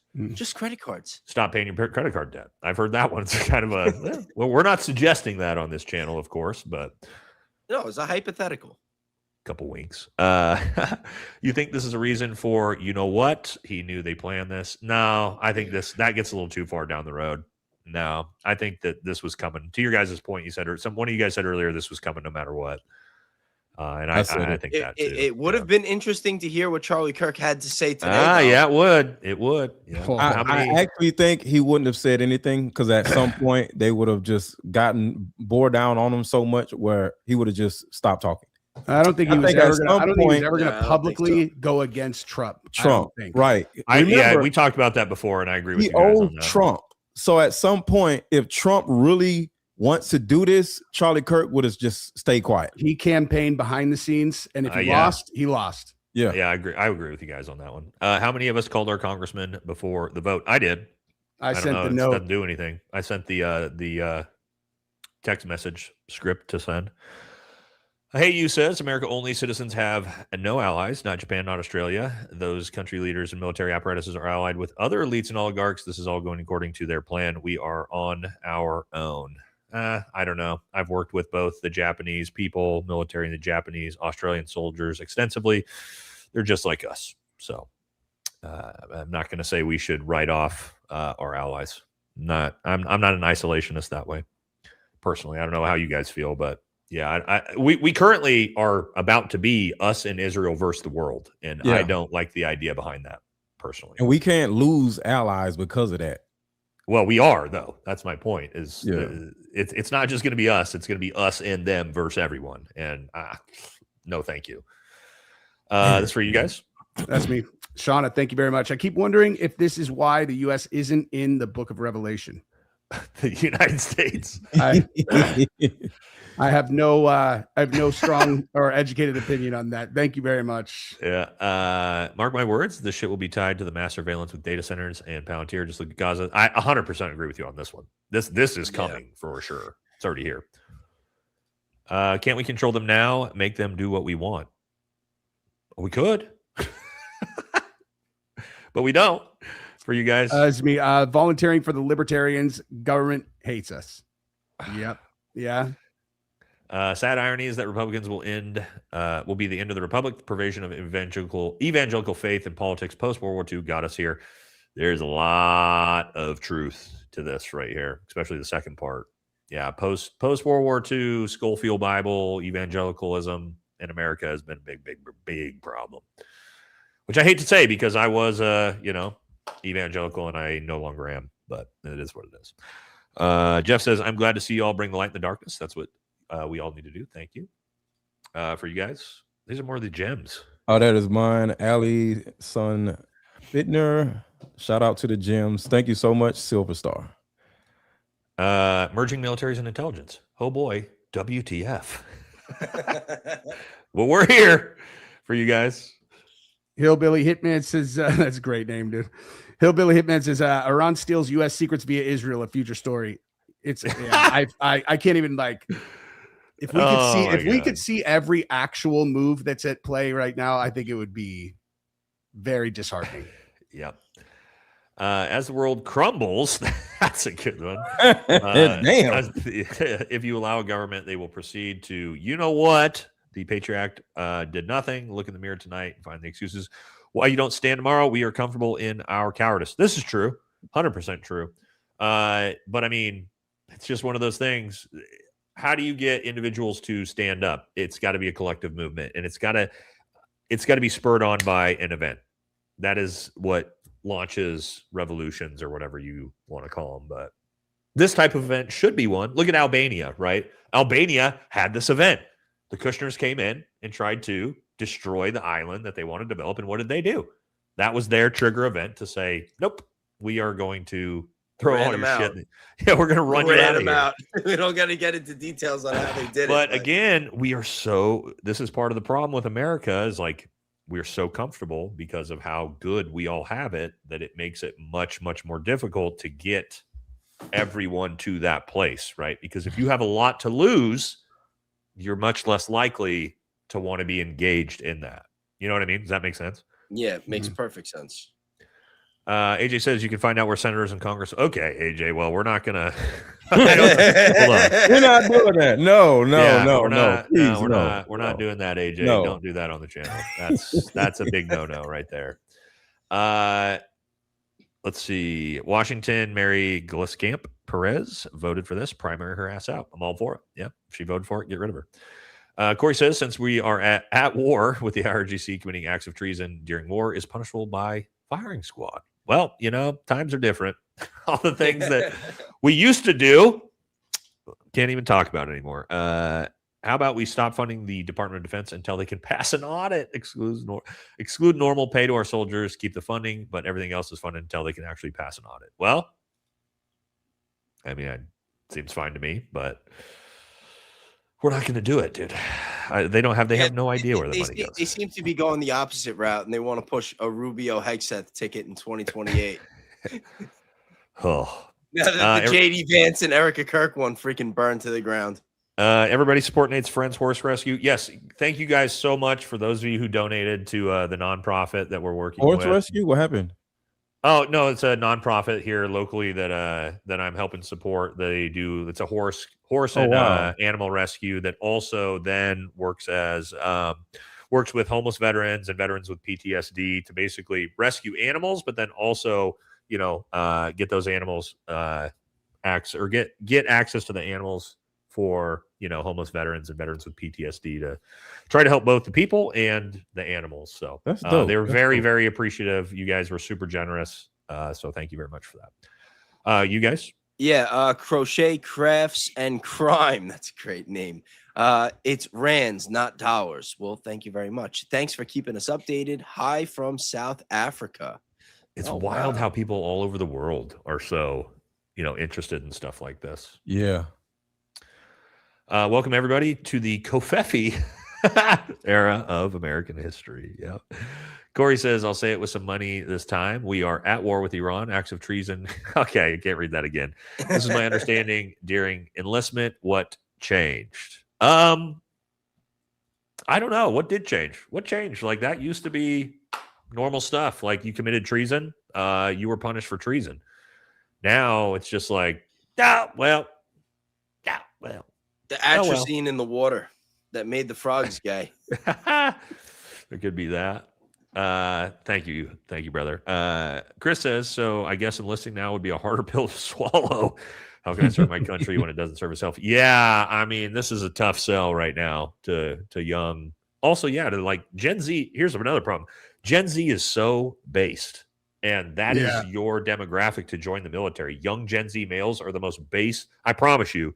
But my kid is 16, and his friends come over, and some of the shit they say, I'll be like, whoa, dude. Like, that's a lot, right? When you're talking about like based and stuff like that. So how are you going to get them to join now? Right? They're not going to sign up for this shit. Do you guys know football is an indoctrination method for the military? Oh, I'm sure. Yeah, it makes sense. Okay. Just so y'all know that. So sure. Sports in some type of way, but football is about indoctrinating people into the military. Yeah, I mean, that makes sense. This December, thank you very much. This December, the automatic registration for selective services takes effect. Conscientious objection is not allowed anymore. What are they planning to do with us? with these two mixed together? Draft? I don't know. Nate, your volume's out. I said, let me give you some context to that. Go. That's not, it is accurate, right? But let's be clear, because we're not here to fearmonger. Yes, mandatory and automatic registration for selective service does take effect. However, that changes nothing. I want to let you know it was already mandatory registration for selective service. All they changed was, instead of waiting until you were drafted to tell you have to come, you have to you're automatically registered. So that way, when you're drafted, you have to come. So it literally changes nothing. And I know it's a fun one to fearmonger for, right? Because it's a change to the draft. But this one doesn't actually change anything. Every 18-year-old male has to register for the draft. And if you don't, you could get in trouble. Some men don't, but you would still get drafted either way.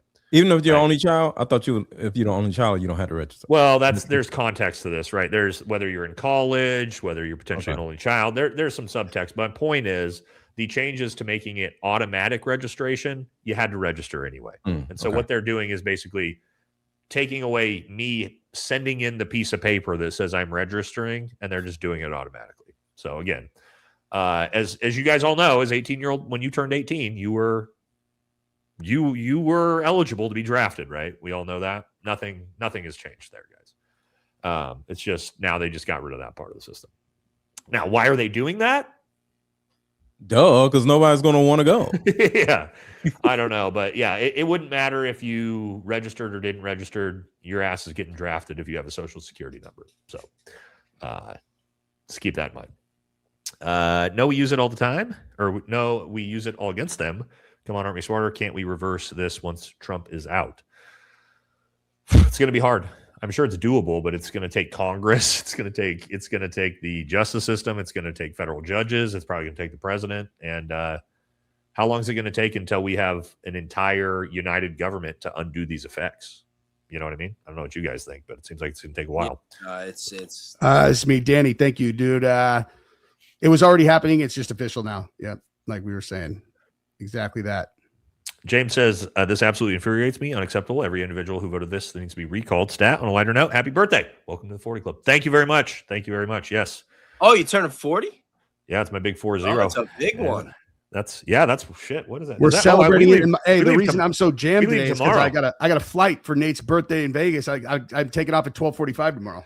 Yeah, nice. That's tomorrow. That's why I look so fucking tan, son. Yeah, Jesse will be there. Oh yeah, I told the guys, or I told the chat yesterday, Jesse, since we're gonna have everybody out there, we'll have me, you, Dan from Heavy Duty Country, Jake Shields, a bunch of people. If we aren't too hungover Saturday and try to do like a group live stream, I don't know if we'll be able to. We should definitely. We should try though. That. Yeah, we should try. Okay. Yes. Straight to the bin. Thank you. Aaron says, hey, Nate, AA Ron here. Love the channel. Got an off-topic question for you. How does a person make a profit from their labor? We make an equal exchange for our labor for money. Where is the profit? Are we owned by the government? Yeah, this one's kind of deep here. Make a profit from their labor. Well, I would say, and I hate to say this, but if you are selling your labor, you're not going to make a profit, homie. That's not where profits come from. Labor is the worker bee's wage. Mm-hmm. You got to be able to scale. If you got to be able to scale, you got to make your own product, business owner, right? I mean, that's where the profit comes from. So, a lot of people don't like hearing that, but if you were just selling your labor, which I did for most of my life, you're going to be very limited in your profit or income. It's just the way it is, right? Even like, for example, you could be a neurosurgeon making $700,000 a year. You're making jack shit compared to the guy who owns a t-shirt company that's got no college degree that just happened to become fairly successful, right? So if you're selling your labor, you're really not going to. You got to be able to make money while you sleep. Yeah, there you go. So you guys? And just so you guys know, I looked it up. 362 members of Congress are them. The APAC people. Wow. Butterfly, thank you very much. What can the average citizen do? They're untrustworthy synagogue. I'm not going to say that out loud. And by the way, my message keeps getting censored. Well, you're talking about some things that are. That particular phrase right there. I'm surprised that got through. It's the reverse SOS. Yeah. Yep. Yeah. Thank you. 50 states and one greatest ally. Yeah, there we go. No. One greatest partner. Yeah, one greatest partner. My bad. Yeah, good point. I talk about it all the time. They're not an ally. Legitimately not an ally. Yeah, not no more. Well, they weren't ever. A lot of people don't know that. The United States and Israel. You know what's crazy? As I was on a live stream, I was doing a live stream with Ian Carroll, maybe Jesse. Jesse, I think you were on that live stream too when I brought that up. Yeah. And I was like, hey, I know you're the one who told me that. And I'm like, just so you guys know, Israel's not an American ally. And Ian was like, wait, what? And I'm like, no, really? Like, yeah, officially. Google it. And he Googles it on stream. And he's like, has America ever had any treaty of alliance with Israel? And it's like, no, block. Yeah. And you're just like, you realize you're like, oh shit, they're literally not our ally. Mm-hmm. Like objectively. But we just think about how crazy that is. We just merged our military with a country that is not even an ally with the United States. No, it's not even under any kind of legal agreement to like come to our aid. With a country that stole our nukes. They have Jesse's point, they have no requirement to come to the United States aid if we are attacked. But we're funding their military. They're our greatest daddy. Our greatest grifters. Yeah. How does this affect martial law and the ability for the military to overthrow? Well, that part. Okay. First of all, here's what I want to say. For those of you who think that the military is going to overthrow a tyrannical government, homie, the military is part of the tyrannical government. They are it. Yes. And I can promise you guys, we do not want to be in a situation where the military takes control of the country. I know a lot of people said that has not gone well. And I've been pretty much anywhere. I've been saying this since December, and everybody thought I was crazy, but maybe they'll start like realizing now. But I was saying since September that ICE was not really here for the immigrants. I think that ICE was here for us, and that they brought the immigrants in to justify it. So when this shit went on, that's happening right now, if people did get rowdy, that they already have that extra enforcement in the streets to round people up and do what they got to do. Yes. Francis P. Yoki got completely vindicated. Excuse me. America is the reason why European people are suffering since the last 80 years. Now they are bragging. I don't know. I don't know if you can blame America solely for Europe's issues, but Ryan the guy says we should have never let a foreign country buy land here. What the F is that about? I agree with you 100% on that one too. Yeah, all about that. And money management firms. That too. The land should be owned by the citizens. Please ask all influencers you know to make videos. I'm thinking about doing this, reading the Declaration of Independence and the Bill of Rights as the Constitution that needs to be done. I'm thinking about doing this, actually, on a live stream. I was actually thinking about doing that, too. Yeah. That'd be interesting. Yeah. Good comment. Joe says, you in the old days, they had quaint expressions for what you saw today, like lobbyist, special interests. And so after today, just put votes on sale on Craigslist or eBay. Votes for sale. Just say, I mean, it's true. They did. They used to try to lie to us, right? And gaslight us a little bit. They don't even try anymore. No. They're just like, think about how hard they tried to work for consensus on invading Iraq. Versus like that's my point. They built an entire elaborate storyline behind it, Now they're just like, fuck you guys, watch this. Merge the military. How long until they show up at our homes and remove us? Watch them. You know what? Well, I mean, that was Mr. LetGo's point, is they ain't American. So they don't have to necessarily abide by the American Constitution. But that means we can let me be quiet. Let me shut up. Yeah, that was probably a good one to stop. Yeah. I know where that one was going. I know, right?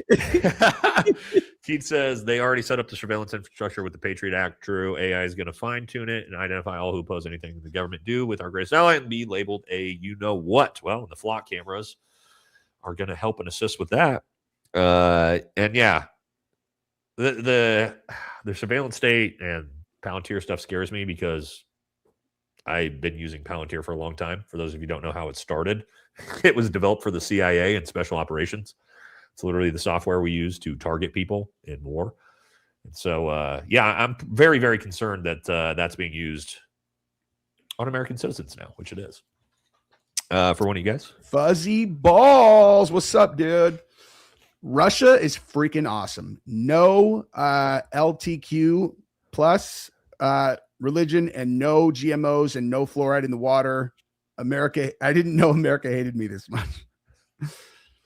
Well, I mean, all right.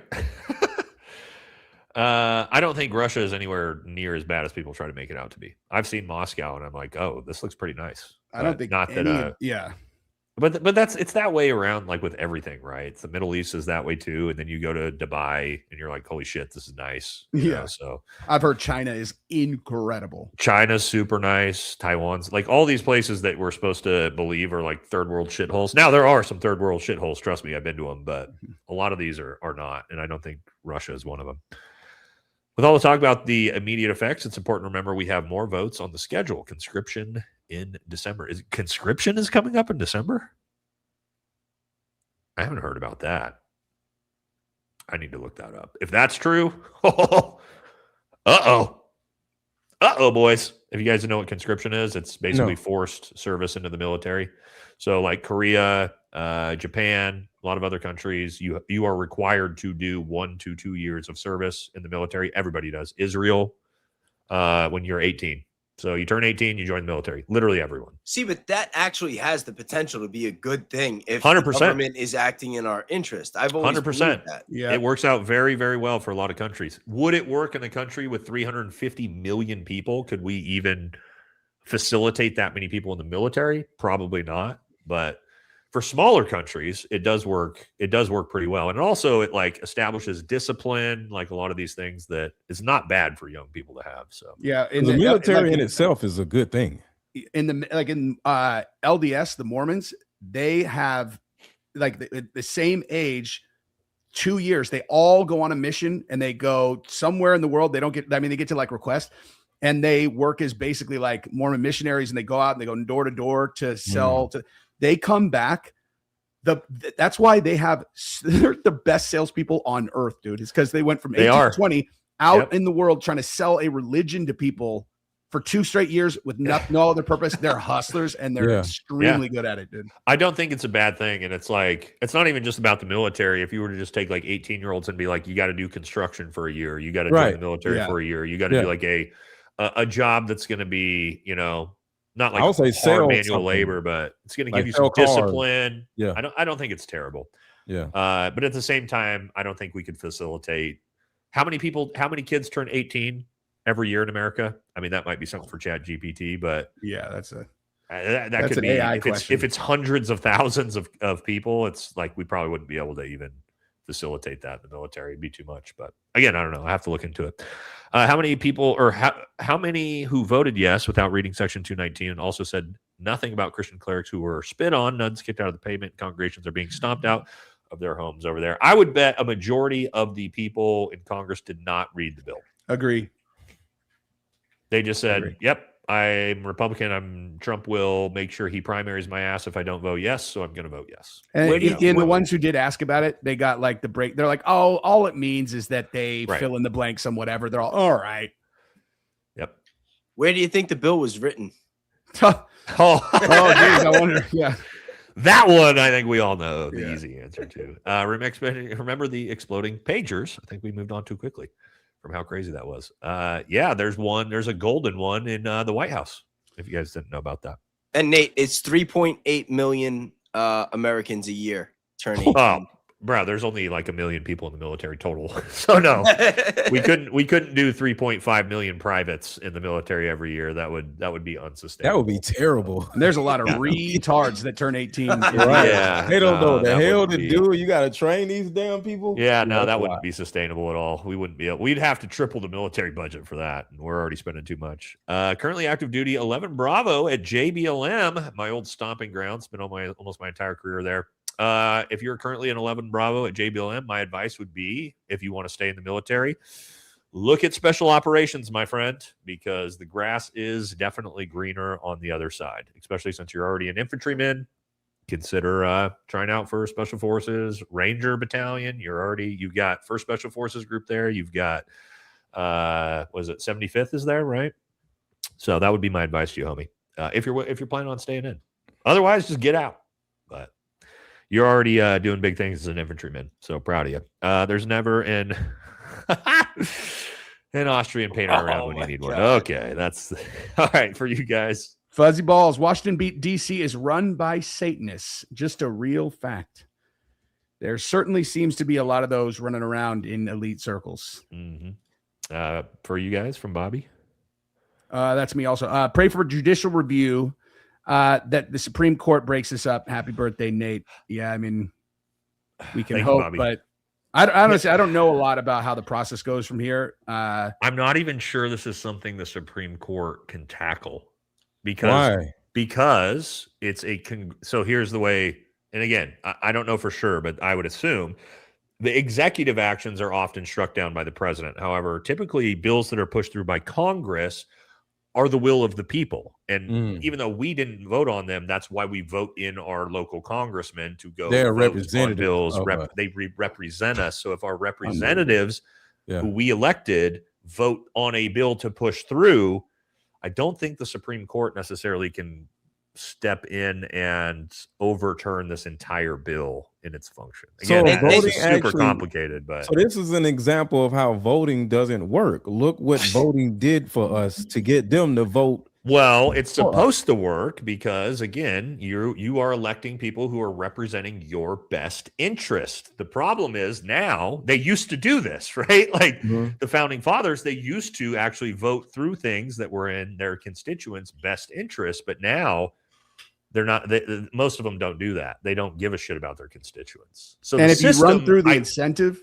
Ideologically, it should work, but Jesse, go ahead. Yeah, because if you run through the incentive, the whole reason capitalism works, at least till now, is, and obviously there are some issues there, but is that people operate out of their own self-interest.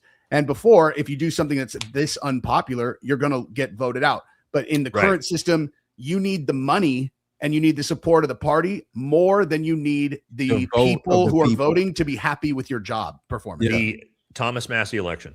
Yep. Perfect example of what Jesse just said. Rigged. I think it's rigged, dude. I don't know how. But to your point, Jesse, he is crazy popular. Yeah. And he lost because his opponent had more money and the support of the establishment. Yep. Yeah. Exactly. Even that, it didn't make sense, though, because Thomas Massey was in office for like 14 years. And I looked at all the analytics, for the primary vote totals. Yeah. For the primary vote totals, Massey was right about his average. He got between 46 and 48,000 votes. The people that ran against him usually got between 18 and 20,000. This dude got 100,000. And this fucking guy, he's got 56, 58,000 votes. Literally. No, he got 40,000 more than Thomas Massey did in the previous election. It was only about 10,000 more than Massey. But no. In the previous election that Thomas Massey won with 58,000 votes, he got 40,000 more than Thomas Massey did in the previous election. Hey, you want to know how I interpret that? So 40,000 extra fucking votes somehow showed up in that district that weren't there. Oh yeah, no, that's what I was saying. That Massey's numbers were consistent, but that the other guy. That's my point. I said, because he got. So where'd those 40 extra thousand fucking votes come from? That's why I said it was tripled. I just worded it different. Votes are like streams in music. Do they really matter, or how do you? This is the important thing to take away from that is first of all, obviously in a digital age, numbers on a screen, you know what I mean? And so it's it streams. And if you look at everything that's happened, if someone's in charge and is in control of the vote counts, then maybe the way Trump, ensured that he would be able to win this time is he made promises to people who are actually in charge of the vote counts. And then you fast forward in Thomas Massey. And then the reason they would do it so egregiously is because so that the insiders who are not the people who understand that is impossible, they know, they're like, oh, so they just we can't go against them. And it doesn't matter what the people like they're setting an example. They're like, go against us and you won't win no matter what. You know what I mean? And We dude, got I'll never more forget gems for Aaron. 2020. Yeah, shout out to Serene, 100 gems. High five. Thank you. Nadia says this December the automatic elective service takes effect. Oh, we did this one already, right? No, this is a new one. No, that's new though, I think. No. Oh, okay. But we were just talking about it. Conscientious objection no longer allowed. Now, this is actually a big deal. Conscientious objection not being allowed. I don't know if this is true or not. That's a big change. What are they planning to do with these two? You know what? So again, automatic selective service doesn't change anything. But conscientious objection not being allowed. That's always been a fuzzy one when it comes to the draft too, right? The draft, typically, you can't be a conscientious objector when you are drafted.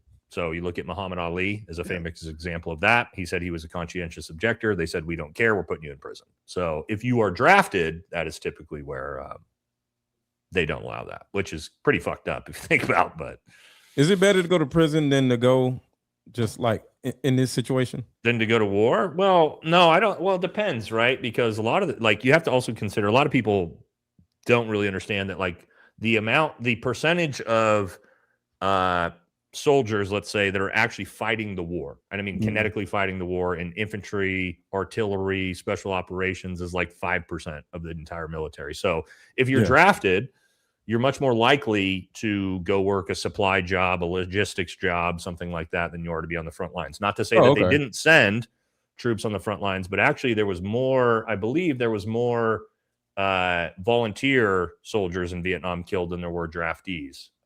So, however, there is an aside to this. If you join the military willingly instead of being drafted, then you can choose your job, which means you can choose a non-combat related job, which means you would never see combat. So, yeah, you could be a mechanic. You could. So I would suggest to all you out there, if there is another world war and they are drafting all of our kids, it is not a bad idea for your kid to volunteer and sign up and choose a job that's a non-combat role. That makes a lot of sense. I didn't know that. Just if you're Muhammad Ali, there's being strategic. Yeah. With Muhammad Ali, there's a lot of other things at play too, because there was such a huge. Well, they were making an example out of it. Exactly. Yeah, they were going to draft him so that if he went and fought, then everybody else are like, well, geez, if Muhammad Ali went and fought, but he was like, no, and so they're like, what do you mean no? And so they had to, it's like they had to do the inverse example. Yep. And if the Democrats had the seat of power currently, they'd sell us out the same. Yeah, you're probably right. We need a libertarian revolution with a resolution on independence. Yeah, not a lot of people are libertarians, though. I lean that way. I'm not a full libertarian, though. I hate to disagree with you on this one, Nate, but I don't believe we are voting our way out of this one. Again, I've tried to clear up what I said. And my point was not that we are going to change everything through our voting system. I don't believe that. It is, I want to take away employment from the people who voted yes. I want to punish them financially, personally. You know what I mean? That's what I mean. Yeah, no, I voting them out. That 100%. I was just looking at the systematic aspect of it. Even if that means, let's say, Dan Crenshaw's seat, right? The guy who replaced Dan Crenshaw is just as big of a piece of shit neocon as he is, but at least we got rid of him, right? So that's my point with that. That was a big visible victory too, where it's like, right, exactly. We didn't get anything better voting wise by the replacement, but this you guys. MTN Star Studio, thank you very much. Says minimize tribal supremacy, nepotism, MTSN. I'm not sure what that is. Nepo. Transparent ranked voting, term limits, some simple solutions towards improvements. Term limits is a big one. All that makes a lot of sense. Yeah, term limits. We've been talking about that. I don't know about term limits. Look at Mitch McConnell. He's doing a great job, dude. Weekend at Bernie's. Yeah, for you guys. This one's me. Dump's whole agenda has been based on WWE lies and chaos. This is America, not dumb WWE. I mean, one thing I was talking about today was like, just imagine if, because I was talking about some like the Charlie Kirk thing, and I'm like, let's just say hypothetically that he was alive. Imagine how much money he could make as an individual person that faces no prosecution, no matter what, during the Trump administration as an insider, because they're all just robbing with both hands, dude. Yeah. We need to stop paying taxes. I think this would, if you could get all Americans to do it, I think this would pretty much It's probably solved pretty much every problem because they'd have Too to many do, people would be afraid because there's a certain demographic or Yeah, group of of people course. that would all go to jail, and another Yeah. demographic that won't go to jail. And Oh, that's a good people are point. afraid to go to jail because they're going to lose everything, and they're like, "Oh my God, what if it's me that go to jail?" Like That's true. I think the president will come out and say, "Okay, I see what y'all are doing, so this is what we're going to do. This amount of y'all are going to go to jail, and the rest of y'all are not going to go to jail because there's not enough room in the jail. But we're going to fill all the jails up in every city, Yeah, in you're every right. state, Yeah. and then y'all yeah. going to go to jail, and the rest of the people aren't going to go to jail, and we can't do nothing about it. So y'all Yeah. are good, but some of y'all going to go to jail." Yeah. DJT's mentor, Roy Cohn, Trump hung out with him a lot when he was young and handsome. Possibility Trump is in the files with, scandalous enough to commit, to cover up. Maybe. I mean, I think he's implicated, but again, I don't fucking know, man. You know what I mean? How much money has his family brought in so far this administration? $3 billion. I think it was Damn. 6. It's No, I think And- that's and what, it's I think crazy, that's too. that. Well, actually, I think you're right. The family. Yeah, the family. Yeah. You got to remember, his sons are like in the runnings for all these giant contracts with the DOD. That's just the money you know about, dude. Yeah, You know what I mean? This one's for you guys. Yeah, this is me. Bush lied, Obama lied, Trump lied, Biden lied, Trump lied again. The only thing that is guaranteed True. is that we will be worse off every 4 years. That's true, sadly. The best way to simply not pay taxes and not file taxes, no taxation without representation. I mean, you could try it. You guys are brave. I'm not brave enough to do it. I wish I was. Dude. I'm always paying my taxes because Yeah. it's the easiest way for them to come get me. Yeah. The only thing that would affect these people would be to affect the power of their wallets. That's the only way they feel. So I do like that. I do like the idea of hitting them in the wallets. Less 1984, more 1776. Nate, you're saying the answer answer loud and clear, and these guys can't say it. We have to vote Democrat in the midterms to get rid of MAGA and then decide what to do in 2028. Look, for me, it's not about putting Democrats in power. Like I said, it's about punishing the dipshit Republicans who voted yes. And so I'm all board on that. I know the guys aren't necessarily on board with that, but I mean, everybody's got their own opinions. So on the day the senators vote, get a crowd and microphone out in front and use the voices of the people. You can't wait till after. There is no after a vote. With your voices, stand, speak loudly as one. That goes into Aaron's point of what he was saying of getting active and getting involved. That's for you guys. Vote them out and then become a lobbyist. This nation is fucked. Yeah. The problem though is that the way the entire lobbying system works is through corruption and bribery. Right. And so, and like the established lobbying places, they're not going to hire you. And if you somehow get in there, you're just going to all of a sudden be faced with like, wait a minute, how much are they going to fucking pay us for this, dude? I think there's a whole lot of if you can't beat them, join them. That goes. That's how it always ends up playing out, dude. I think you're right, Baze. I think a lot of politicians get in for the right reasons. Yes, and then they see like this is fucked. Yeah, they're like, whoa, this is what this is. Well, I might as well grift and make money while I'm here too, baby. I mean, and it's like once you realize if you get any type of job, right? I sold cars before, right? And then at some point, I'm like, damn, I'm not making as much money as I think I need to make, or this person is making more money. If there was an avenue for me to do this, and then I make 10 times more money than I'm making now, and then I just have to do this and do that, and it's not against the law, it's just something that you can do as an option, I'm going to do it. So I think, and it goes back to what I was saying, voting sounds good, but like you guys are saying, once you get in there, you're going to get lobbied to death. Yeah. And Obama said it, he said it one time when he was like giving a speech or talking or something. And he's like, people, when they get into office, they become the president. They think that they're going to be able to do this stuff. And then they find out that the stage is already set. And it's like, all right, what's the one thing that you really want? Like they get money. One thing. Yeah. The money is the only thing that changes everything. Like, give me some money and I'll say yes. Well, I think what happens too, and a lot of them talk about this, is like Baze was saying, they get in there and then all of a sudden the three guys with black suits walk into the presidential office and go, "Hey, sir, just so you know, you're not going to do any of that." And Putin has said that a million times. And he goes, yes, I am. And they go, no. Yeah, no, you're not. Yeah, no, they say, what's the one thing that you really, really want? You can have that. You're not getting the rest. Or you can, hey, you see JFK's portrait up there? So just a little advice. That's the way this goes, you know. For you guys.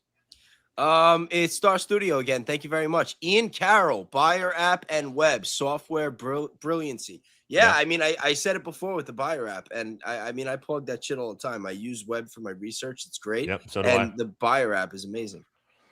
We the people, or why don't we the people make petitions to change the law? Are the people, not the government? We elect officials, an extension of us. Let's be the change we want to see. We have to come together. Well, but here's the thing, Aaron, is that's why we elect representatives, for them to make changes to the law on behalf of the American people. But then, to our point, they don't. They just go in there and go, nah, I'm just here to make cash instead.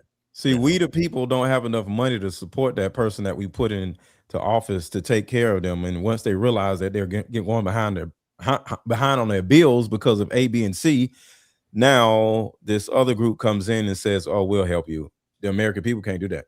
And it's just so much money, because even if you put a wealthy person in there, you know, like, oh, this person, dude, that guy's worth 120 mil, dude. He's not going to take anyone's money. And it's like, oh, he's not. They're like, how about you don't want another 60 on this, dude? Yeah, how about we double it? Yeah. How about we double it with one stroke of the pen? Like, there's always a number that's going to. It's like, how would you like all your kids to have 120 million too? You know, right. Dude, you're like, oh, okay, yeah, it is money. Dark money super PAC support by any of them means they don't work for us in our interests. Left, right, funded by the same pimps.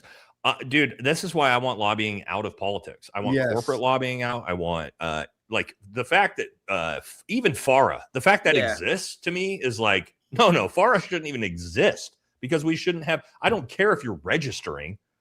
You shouldn't be able to fucking pump a dollar into our. It's not about announcing that you're here. It's the fact that you're here. Yeah, right. And Israel had the loophole for FARA, and now that's how we ended up here. And now there are partners. Look, just so you guys know, if you didn't hear this, as of this week, it's 110 now. So, is that me? It was either Myanmar or Malaysia, I believe, that just became number 110. So there's that. The USG is set up systematically to do what it's doing. You can't really change it, not by engaging the system. Anyway, it's actually not set up that way. And actually, most of what's going on is breaking the Constitution. And it's actually illegal, to be honest. Let's see. Outsider says, what happens when you get an IDF general as Secretary of War?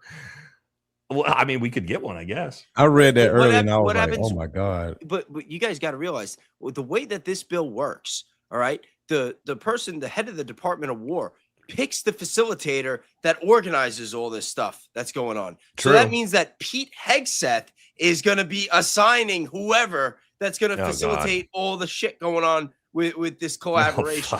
Hey, I wonder how he's going to. I wonder what the decision criteria is. For that. My God. And not only that, but a lot of the decisions that they make are decisions that used to have to go through Congress, and now they just get to bypass it. God, dude.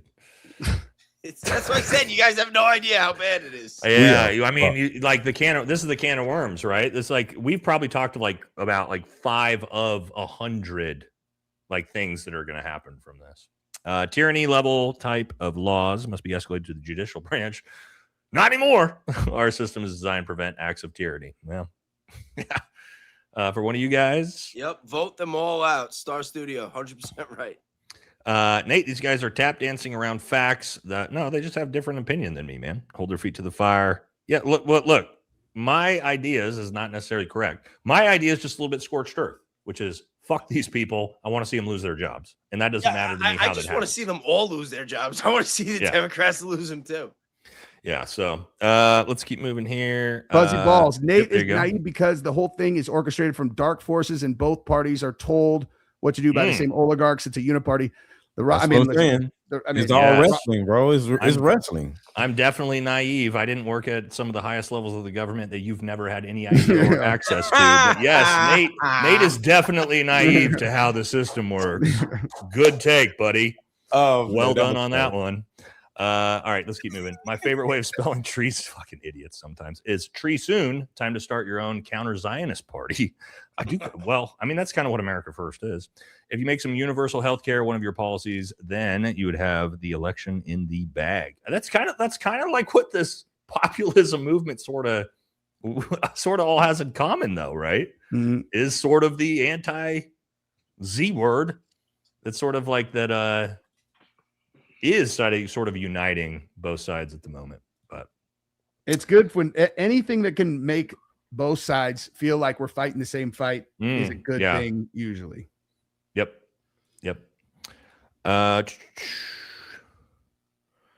All right.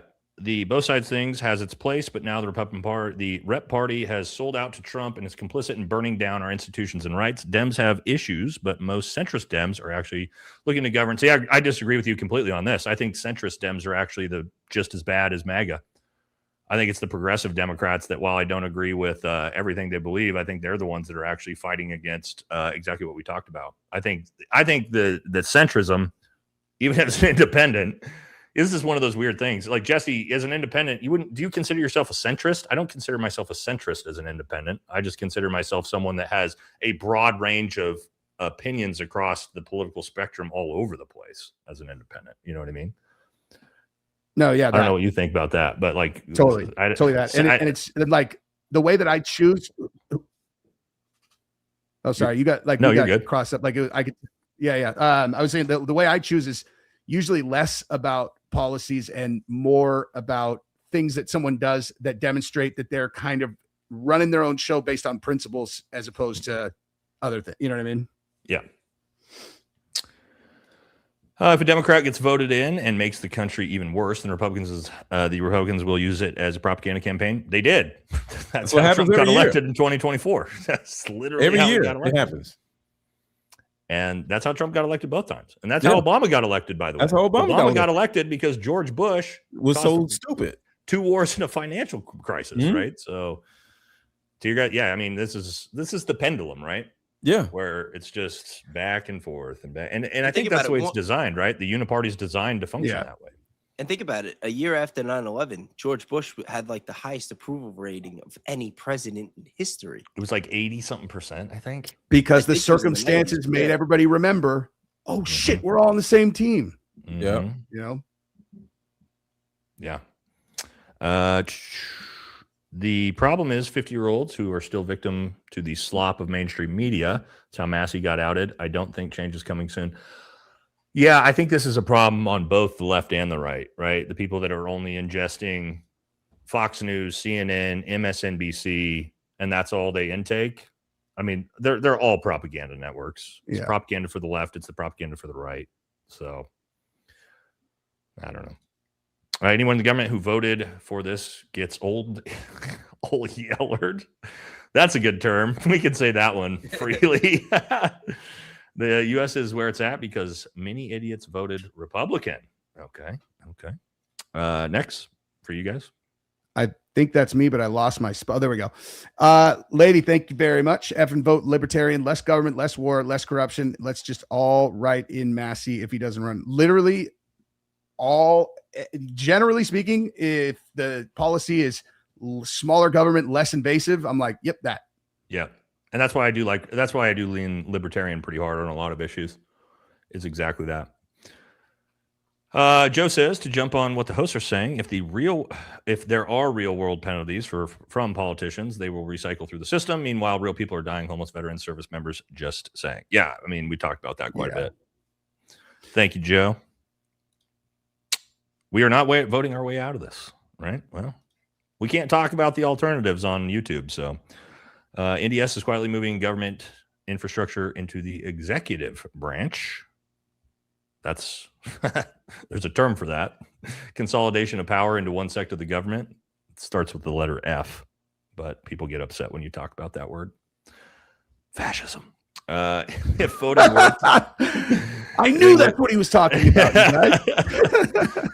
If voting worked, they wouldn't let us do it. This is fair. This is a great point. That is a great point, dude. This is a great quote, and you're 100% right. For one of you guys. Oh, yeah, Steve, what's up, man? Thank you very much. And welcome to the membership anniversary. Glad to be here with the boys. Jesse, I sent you an email. X said you need to update your settings to receive messages. That was my subject line also. Wait, what? I don't know. I don't know how X works. Okay. I will check that out. Thank you for letting me know. Fuzzy Balls. I refuse to vote for any party led by Chuck Schumer or Nancy Pelosi. It's fair. Yeah. Well, they're just as bad, right? That's blue MAGA. Blue MAGA. Oh yeah, that's what I call them. Schumer, Jeffries, Booker, Newsom. It's all the uniparty, dude. That's why they all support the war. All of them. For Star Studio again, thank you very much. System changes, looking for a few good apples like Bobby Fischer was searching for. Accountability of responsibility, solutions thinking. Okay. National work stoppage could crash the markets and they would come around real quick. Problem is, a great idea until people that don't have any money don't go to work and then they don't have any food. And so they have to go to work. So gotta start growing our own, get those microgreens grown. If they can take our military, they can take our constitution and civil rights. What's going to stop them? Maybe they'll keep Trump in office forever. Well, I don't think he's got a lot left in the tank, to be honest with you. Regardless, he's pretty old. APAC YouTube channel just posted. They have their own YouTube channel. What? Just posted a short of their victory in our effing faces, how much they won. And I bet they're going to be bragging about this. Yep, from this, they're rubbing in our face. APAC has a YouTube channel? Did you guys know about that? No. I hope they don't get any views. Was that like a joke for Ben Shapiro or something? No, I think he's serious. Hold on. Does APAC have their own YouTube channel? I don't know. We'll look into that. That would be... Oh, they do. Oh my god. Oh my god. They do. It's right here. Holy shit. I'll pull it wild. up. I mean, they flexed on us after Massey too. Let's see. Pull them over here. Yeah, this is their YouTube channel. Motherfuckers. Look at this. Oh, Massey right there. Oh my god. Ugh, gross. Let's get that off the screen, huh? Let's get that off the screen. Didn't know that. Well, we learned something today. APAC has a YouTube channel. If Vance votes no when the bill hits the Senate, this may be his only chance of redemption. Ooh. Let's think about that, guys. Let's think about a situation where this goes to the Senate and he's the tie-breaking vote and JD Vance votes no. What do we think about that? That would be crazy. That would actually give him a shot for 2028. I think it might. He's making that pivot. But would it all, but to your guys' WWE point, what if that was the entire point the entire time? Dude, if that, what, I mean, and then they win. Like, then I bought it, dude. Then I bought the kayfabe, dude. That's what I mean. What if it's all kayfabe? Just sit back and enjoy the show. Yeah. Holy shit. Sit back and enjoy the show. That would be so crazy. If he did that and then like went on Rogan, he's all, that's why I smacked it down. I smacked that bill down. I'd be like, damn, dude. It would be so hard for me to be like, nah, this is all fake. Because I'd have to be like, this is amazing that he did this. But then I'd have to do all these mental gymnastics to make it WWE kayfabe. Yeah, you're like, God, doesn't he has a lot of connections to Peter Thiel, and Peter Thiel's like, fuck, man, I don't know. Yeah, that would be crazy. I don't think we're going to see that, but that would be wild. Missing the point, day one in office, they're calling donors. They're beholden to the donors. Yeah, this is true. This is true. For you guys. Treadhead valiantly, thank you very much. Spitballing, what if we require politicians to go through training similar to military doctors and it would vet scumbags? I don't think it would vet scumbags, though. Unfortunately, I just think politics just attracts... Because politics is power, and I think power just attracts people who want power. Scumbags. It just attracts the worst type of people, I think. Yeah. Vote out the traitors. Find a good and honest charity that serves your community. Deduct donations for taxes. I like that idea. For you guys. Fuzzy Balls, if the amount of non-voters goes above 60%, then the elite will panic because someone can come in as a third party and win. That's a good point, actually. Yeah. But let's just get that third party in and win before they know that there's a problem. Yeah. Another one. Is this you, Jess? Learn Espanol Musica. Thank you very much. What happened today might piss off the Houthis enough to choose the Bab el Mandeb Strait. Strait of Mandab. Yeah, they're saying they're going to do it. So for those of you guys who don't know, I heard about this. Houthis are talking about shutting down the Strait of Mandab, which is another 10% of the world's oil supply that comes through there. So not great. That is what they call, this is like the actual, where they're like the noose is tightening. Like that's what that would be. It's let's not let's good. let's hope that doesn't happen. Yeah. The community model centers around food and farms. Get to know a local farmer. Better yet, get some livestock and start doing it yourself. 100%. Luckily, I live in a farming community, and my buddy Brian, who has been on the show doing the ballistics testing, he's got a giant farm. So we try to do our best with that, but that is a good thing to do. The response has to be multi-pronged: vote, organize local, use your channels, contribute with time, gardens, effort, run for local office. Change starts with our communities. Agree. We have to engage. I think this is great. Great comment overall. This hit on a lot of points that we all made today. The Haunted Kiwi says the oppressed are allowed once a few years to decide which. This is a great quote. The oppressed are allowed once every few years to decide which particular representatives of the oppressing class are to represent them and repress them in Parliament. That's Lenin, what I'm saying. State of Resolution. That is a very good quote, even if That's it's from what I'm Lenin, saying. right? That's a good quote. We sit around just waiting on somebody else to come and oppress us. That's what I'm saying. Nurse Kate says, thank you so much for your bravery, guys. Sincerely, not Benny Johnson's wife. That's an inside joke. Yeah. Longtime sub of literally all you guys on a secondary account. I logged in. You guys are nuked. Yeah, we were. We got nuked from orbit about an hour into the show. It's fine. For one of you guys, this is me. Yep. Thank you, Bobby. Center right, center left, and independents need to form another Tea Party movement, but bigger than the 2009 version. Massey could lead it. Maybe this is it. Maybe it is this. Maybe it's center, conservative and liberal independents that could do that. Yeah. Good idea, Bobby. America will be first again. I hope so, man. I hope we grab our balls and we figure it out America together. First again. Man, what if we did that Tea Party thing? What would the right name, because I thought Tea Party was such great branding back then. I was like, I don't know what you would even call it. It's like something that captures what America's supposed to be. That's why the Tea Party was such a good brand is, it's like, I don't know. Think on that. We could come back to it.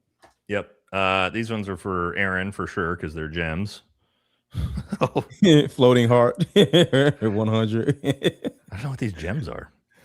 I don't know.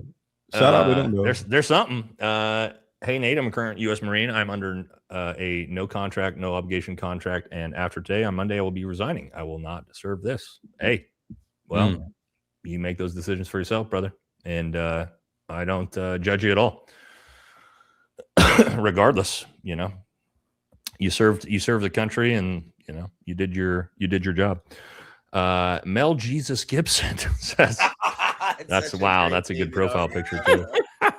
Tucker is still pushing Vance. That sends off controlled op red flag. Hope I'm wrong, but makes me think if people need a hero, give them the heroes. Yeah, I was talking to JD Delay about that earlier.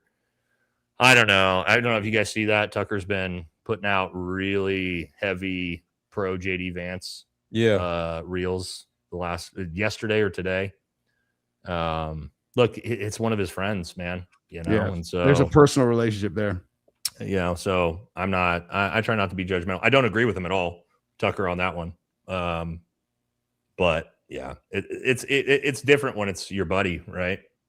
So can also cloud your judgment with some things sometimes. But again, I'm not judging. With the friends with benefits becoming spouses, how does dual citizenship work for each country? Oath to a nation. I don't know. Dude, I have so Gabrielle is UK citizen and United States. Oh, is she? And I still am America first, believe it or not. I don't know. She's like she has dual citizenship, but we're American, obviously. Yeah, just is what it is. I'm personally not a fan of dual citizenship at all. I don't think it should exist. I don't think it should exist in America. You either are an American citizen or you're not a citizen. We would give ours up in 2 seconds. Yeah, we would give that up in 2 seconds. If they were like, no more dual citizens, we'd be like, there you go. Just throw in the UK passport in 1 second. And how crazy is it that if you're in the military and you get like a certain level of security clearance and you're a dual citizen, you have to renounce your other citizenship, but you don't have to do it in elected office. If you're in Congress, not quite true. Not quite true. Not quite true. Which part? You don't have to renounce your dual citizenship to get an active security clearance in the United States military. I know I've got buddies that have dual citizenship that have top secret clearances. Oh, really? Mm-hmm. Now you get you do as there's a upper level of investigation that will go into that. Same thing as if you have a foreign wife, or like to Jesse's point, Jesse's wife, Jesse would go through a higher level screening process to his security clearance because his wife has dual citizenship. Or I have a lot of buddies that have wives that are from Russia or Japan or Korea, and they go through a way more extensive process in the screening. But yeah, you don't automatically have to give it up. Yeah, no, I know somebody that did. That's why. Yep. I didn't know there was one. Yeah. I think you should have to, personally, by the way, but also though, Baze, it also depends on what country. Depends on what country you have dual citizenship for. It was Brazil. So Brazil would probably not be that big of a deal. If it was China, that ain't gonna happen. If it was Russia, that ain't gonna happen. If it was Iran, that ain't gonna happen.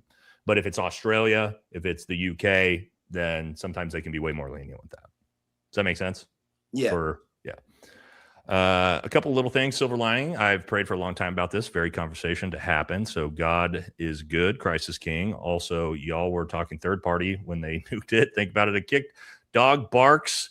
Think on that. Thank you very much, Frank. I appreciate it. Disagree with the stop voting takes. USA turnout is only around 60% in presidential elections and 40% in midterms. Way, way lower for local elections. That's a good point. Hardly anybody votes as is. I didn't even think about that. Everyone who voted yes on both sides needs to go. Agreed. It's for you guys. Dale, big super chat. Thank you very much. Baze is based. I would vote for you. Having a hard time with this one, bro. Cannot wait for tomorrow's discussion. I have too much to say. Be prepared and be the light. Thank you very much. Yeah. A lot of people have a lot to say about this one right now, for sure. For you guys. Star Studio again. Thank you very much. Investigative reporting. Follow the money. Yes, always follow the money. Will the news tell the real story? They're not telling the story at all. Yeah.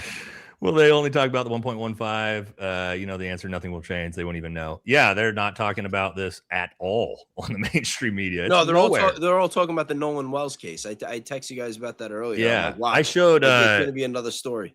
I showed this, and it's not just the mainstream media; it's also social media. Like we saw this fucking live stream got nuked from orbit, right? Yeah. And I showed this on my video earlier. I logged into my Twitter. My X account is not set up. So it's like basically a blank profile. And it even says set up your profile. And I showed people, hey, if I click X on an account that has nothing, what is the feed going to show me? Right? Is it going to be this story? Well, guess, do you know what it was? All my feed was? And that's a generic count, just what X is pushing. Andrew Tate, Donald Trump's body double, Andrew Tate, Donald Trump's body double, and then like one other thing. And I was like, yeah, this is the slop news feed, right? This is what they're pitched, but not a single word about this. And this is the biggest story of the day. You know what I mean? But they didn't even have it in the algorithm. So. In a lot of years, it could have been the biggest story of the year. But this year's just been so this crazy. Is going to be out of the news in a week. Yeah. When will America declare independence? It's coming. It's coming eventually, guys, with the way things are moving, but it's going to take a while. At the same time, how does giving nuclear enrichment to the Saudis fit in with Section 219 vote appeasement? Well, keep in mind, the Saudis get along pretty well with our greatest ally. So I don't know if there's any connection here, but we're also pretty good allies. Somebody's getting paid. Yep, there you go. That's always the way. Somebody's making money off it. Somebody's getting paid. For you guys, JP Sears is the best for quick comical education. Yeah, I love JP. He's great, dude. For you guys, shout out to Coco Feather. Now all Americans have a common enemy. Protect the children. See, this is the optimism take. Protecting the kids. So yeah. This is the optimism take, right? Yes. Like this hopefully will unite the country. Yeah. Let's see if it does. Friend of the show, Bibi Netanyahu says, chat is super censored. Oh. Thank you, Bibi, for you guys. Oh, this is more gems. So that's me. Adam, what's up, brother? Cops staying in my house again for my X post. This time it was local PD, not state. I posted that vid on X and YouTube. All right, we'll definitely that's watch real? it on the That's next real? show. So you guys remember that viral clip in Texas of the two law enforcement officers who walk up to the door and they're like, hey, we saw what you were posting about Israel on X. Yeah. Yeah. And he's like, fucking, yeah, whatever. First Amendment, get the fuck out of here. Stay off the grass. That's Adam right here. Oh, Adam that's the Angry. wild. What's That's up, his dude? house. Yeah, that's his house. Yeah, God bless you. Now. Yeah, that was like 6-7 months ago. That was super viral. But yeah, that's Adam. That was him. Damn. Crazy, huh? Apparently, he said they did it again. Nice work for putting that out, dude. Yeah. I'm following them now. Yeah, that was a big deal, man. That one went super viral. In my opinion, our only hope is a new party. In 93% of our politicians take money from AIPAC. Massey talked about organizing new power. We talked about that all day today. I'm 100% on board with that, guys. Yeah. That's exactly what I want to see happen. I'm just, how do you get it across the line and make it serious as a third party? You know, If Candace and Tucker launch it, it's exactly, Jesse. That's exactly what I said on my channel. I was Really? like, you have to, yeah. I literally said to my audience, I was like, the only way it would work is if you had like Tucker Carlson and Candace Owens, Sean Ryan, like all of those, all that massive group get together and be like, this is the new party that we're launching. And but you'd have to have like Anna Kasparian. You'd have to get like, you'd have to cross. They're the friends now demographics too, for it. dude. Yeah, And yeah, yeah. So it's doable. That might be the way it would have to happen. You know, They're all, it's either Candace and Anna or Jesse on fire and some person you haven't heard of. How do you reconcile voting GOP, but they're the ones that start wars, explode the budget, and lead us to this point? Well, I would say this is both parties do all of those things. Yeah. If you want to look at the voting record for voting to go to war in Afghanistan and Iraq, yeah, take a look at that, because there was like 2 people who voted no, and it was Bernie Sanders and Barack Obama, and that's it. So that's a both sides problem on that one.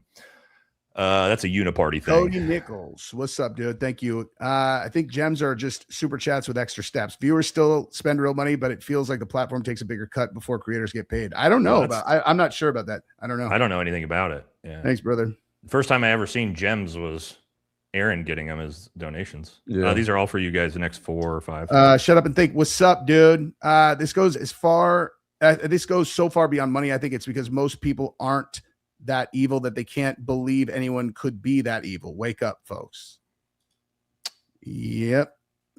Cody, again, thank you very much. Don't forget the FEMA camps. They are still there. Yeah. Yep. No one, anyone. Thank you very much. Canada is done. We will hit back and suffer the consequences. Oil and energy will be cut as an export to USA from Canada. I don't know. I don't think the United States and Canada want to become enemies. Doesn't make a whole lot of sense. But the USA is in the Bible, Book of Revelation, chapter 17, and others. USA is a mystery Babylon. John talks about. Only way he knew to describe that is what he saw. You would really like my good friend Tim, because he's all about this exact thing with Revelations. I don't know enough about it when it comes to those connections. So thank you for the super sticker. Is USA protested like Albanians? What's the difference? Albanians are based and we're not. That's kind of what I've seen so far. For you guys. Sure. Oh, that's me. Sorry. Short stack. Thank you, dude. This looks like the Old Spice Blade, Mr. T. Mr. LetGo. Dude, I'll take any of those. Those aren't insults at all. Yeah. I'm not mad at Blade. Yeah. Rain, Although, thanks very much. hey, that guy didn't pay his taxes. That didn't work out. Yeah, very that's No, he did not. That's He had a true. hard time. Wesley You're Snipes right. didn't pay his Yeah. taxes. Did he still and have to move pay to after the he went Cayman to jail? Islands. They shipped him for 9 years or something like that. For 9? I don't think he Yeah, actually but- served 9. But No, he bounced, dude. He went to the Cayman Islands or something like that. Oh You shit! don't remember that? That's why he stopped acting for like 10 years. It's because he I thought bounced. he actually went to jail though. No, I don't think so. I thought he did. I'll check. Really? I'll check. I don't think so. I think he bounced, but I don't know. I don't remember exactly. This is for you guys. Yep.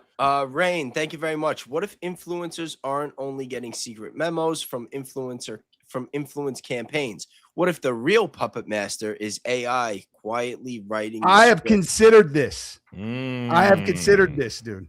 And that AI is writing the script behind the scenes. And because look at what the outcome's going to be. No matter how you look, it's like data centers. Because like there was that story about that guy who was the whistleblower. And then, but Yeah. it's like, there's no way this kid did that. And it was like, what if like it is at the same time as the story about how AI was blackmailing the scientists that was going to shut them out. I'm like, what if AI is like blackmailing somebody and told them exactly how to get into the house and all that? And like, I've totally thought about that. Yeah, but it's strong enough to do that now. Yeah. Like it's good enough to be able to do that. Totally. You know, we're not in like a dystopian, like futuristics, like fiction story there. Like the current AI system is strong enough to do that. Which, yeah. And one debate that I've always had, that I've had with a couple people that are big into AI, because if like you think about DARPA and the technology that the government has, they're usually always like 5 to 10 years ahead of what the public has access to. And I said, like, if you think about AI and how powerful our AI is and the capabilities that we have now, like imagine what the government's got. But people that know AI doesn't think that the gap is anywhere near that big like it is with other tech. I actually have a theory that's crazy about the data centers. The data centers are actually powering underground. They're building something underground cities. Underground cities, and the water that the data centers are taking is funneling the water to the underground cities. So can I tell you guys something? Because I never subscribed to the underground city stuff. I always thought it was silly, but I'll tell you about when I was in the last phase of the Special Forces qualification course. It's called Robin Sage exercise. It's like our culmination exercise. The final, we hit a target, right? As a team. So it's in North Carolina, in the middle of a fucking suburban neighborhood, in the middle of nowhere, North Carolina. We flew in on helicopters, and the objective was to take down a cell phone tower to like knock out communications because you're fighting a war, right? Mm-hmm. And it is a full cell phone tower. It's just like in the middle of this fucking neighborhood, which is crazy. And we get there, we hit the target, and like we're setting up all our explosives, mock explosives to hit this target. And we have to go clear the whole place. And there's a little, like, it looks like a little outhouse, like little wooden, like porta shitter. You know what I mean? You go and you open the door, and there's a latch, and you pull the latch up, and there's a stairwell. And you walk down the stairwell, and it turns into a 7-story deep nuclear facility, hundreds of meters by hundreds of meters, all throughout just in the middle of nowhere, suburbs of North Carolina. 7 stories deep. It's like the craziest underground thing I've ever seen in my life. It was super cool because like we cleared through it. There was bad guys everywhere. But dude, like seeing that, I was just like, this is just fucking underneath the ground in the middle of nowhere, North Carolina, under a cell phone tower. Mm-hmm. It's like there's probably shit like that everyver, guys. Yeah, like, you never know. That's like some shit out of Lost. Remember that? We were just like, it's like going through there. It was just like, and it fully developed, right? They like built it in the 50s or 60s during the Cold War. In the 50s? Yeah, dude. Oh yeah, they're getting ready for nuclear war, dude. Not even a bunker. I'm talking about like an underground. Think about like if you were to go to think about like a Bally's Fitness. Think about like how big a Bally's Fitness is, like giant, big, open, like probably like 200 meters by 200 meters, but 7 floors deep of that. Like you go down floor, here's the 6th floor, here's the 7th floor. It's that massive everywhere you go. And it's just like, that was all just under the ground in the middle of a neighborhood. And, you know, so I actually believe Greensville, North Carolina or something like that. I actually believe that's what the data centers are actually for. There's a whole but that's my point, Aaron, is like that shit. There is that shit underground in this country. Like I've been in them, you know. So I'm gonna run out of time here because we're going to Vegas tomorrow. Gabrielle's below. We have so much shit to do. You're good. We're gonna hit the just the yellows and above here, guys. To finish anybody that super chatted that I didn't get to, I apologize. Just let me know on the next one, and I will kiss your face and give you extra time. We weren't planning this live stream, guys. Thank you guys so much, but we'll do that. All right, we'll get out of here quick. We're almost done. So, Millhog says all they have to do is to backdoor systems and shut them down. This is another big problem. Is we didn't really think about that. This might have been for check if these are your guys's. If they're not, then they're Jesse's. I don't think that's mine. Okay. For Jesse, hey to all the good-looking guys on YouTube. Thanks so much for doing this collab and informing us with all this mess. Appreciate it. Love you, Jesse. Everyone, keep up the hope and faith. Thank you, Dee Jesse, and appreciates it. And sorry, guys, if we miss a couple of them, but can't be here forever. Jensen says this feels Like the Avengers team, we need to combat the healthy masculinity crisis that is facing this nation, supporting the country, the youth, women, and the truth. Thanks for all you guys do. Yeah, that I agree with. I have a big push of that on my other channel. Censored as well. Here's $10 to say F you. Thank you. Bobby, thank you, brother. Says, I wonder what the rest of NATO is thinking about this. Ooh, because NATO, a lot of NATO does not like them. Yeah, we didn't even talk about this, and not just NATO, but China, Russia. Although I'm sure they saw it coming, but still, right? Yeah, they can automatically draft you now that they can't automatically register you to vote. Oh, okay. They can automatically draft you, but they can't. Yeah, this is a great point. Yeah, they probably could. They definitely could. Bobby says, happy 40th, Nate. Thank you, Bobby. Appreciate you. Is this for you guys? I'll read it. Cody Nichols. It feels like we are America, one nation under. You know who? You know who? Yeah, it does feel that way. Hey, Nate, I meant in the way to be taxed. Taxes can only be collected from profit. Why are we paying taxes if the exchange of labor is zero net gain, but the government likes to tell us otherwise? I think I see what you're saying here. Well, I would say this: start an LLC, my friend, because when you start an LLC, all of a sudden you can write off your expenses, on your taxes. And when you are using your labor, right? If you are working, the government says you can't write any of that off on your taxes. So, one of the cheat codes, you guys all have, I'm sure, have LLCs, right? Yeah. Baze, did you set one up for yourself? I don't know if I got a DBA, not a regular. Gotta have an LLC. I got multiple. You gotta get on that. But yeah, guys, I mean, one of the biggest life hacks you can have: start a small business, start a secondary business, even if you're making T-shirts or something. And just a little life hack that can really help you with your taxes. Because then, all your gas and different things become business expenses. So. Yep, everything is a business expense. Consider that, guys, if you're worried about your taxes. For one of you guys or Jesse? Studio, see Snake Eyes Wide Shut, and They Live in Minority Report, Westworld, Borg, AI, Terminator, and War Games, Plandemic, Psyops, dot soon come, Contagion. My God, brother. They Live. I never heard of They Live. You didn't hear about? I was talking about They Live last night on my stream. Just watch it. Was it good? Oh, these are good shows. My favorite these movie. Are shows. Okay. My favorite They Live. Movie. Got They it. Live. Yeah. Create a constitutional boost that allows citizens to reaffirm our oath to the Constitution, regardless if you're left or the right. We must reaffirm our oath. It's not a bad idea. Foreign government-owned land is their sovereign rule. Yes, no, treated like embassy level, hands off. Alfalfa Farm is an example. Foreign government-owned land. Oh, yeah, they're like China owns a shit ton of land here, which is just weird. Next to military bases. Yeah, I was going to say. Yeah. 100 quick response teams. Thank you. It's both. They sold 6 Republicans for 6 Democrats, and obviously Massey was a no uniparty. Interesting take here. Interesting take. Just to make it look like it was an actual vote. Don't take the wrong way, but okay, well, we're not reading that one. Thank you. This is for either Jesse or one of you guys. If it's Jesse's, I'll read it. Is that you, Aaron? No, that's not mine. It's Jesse, probably. All these conflicts, local and international, are all because of the historical families losing control over the banking system. Banking system is collapsing. They're sprinting to maintain control over us. The dollar's definitely collapsing, for sure. Kenneth, what's up, brother? Says the Life of Conception Act, HR 722, is the primary federal legislation currently introduced in Congress. Keep up the great work, Nate. Thank you, brother. Appreciate it. Priya. Quick question. Is They Live 1988 movie? Yes. Starring Roddy Piper. You'll love it. Good. Cool. It's like a documentary. Is this you? This one's me. Yeah. Hey, brother. Hope all y'all are well. Would you bring Dan on from Heavy Duty Country? What are the chances of a Revolt in America? So Dan's going to be with us tomorrow. And so me, Jesse, and Dan are going to try to do a show together this weekend, hopefully. But yeah, Dan is one of my good buddies. I don't know why me and Dan haven't done more content together, but we have. Shout out to Heavy Duty Country. Yeah, he's the homie, man. Yeah, he makes great content.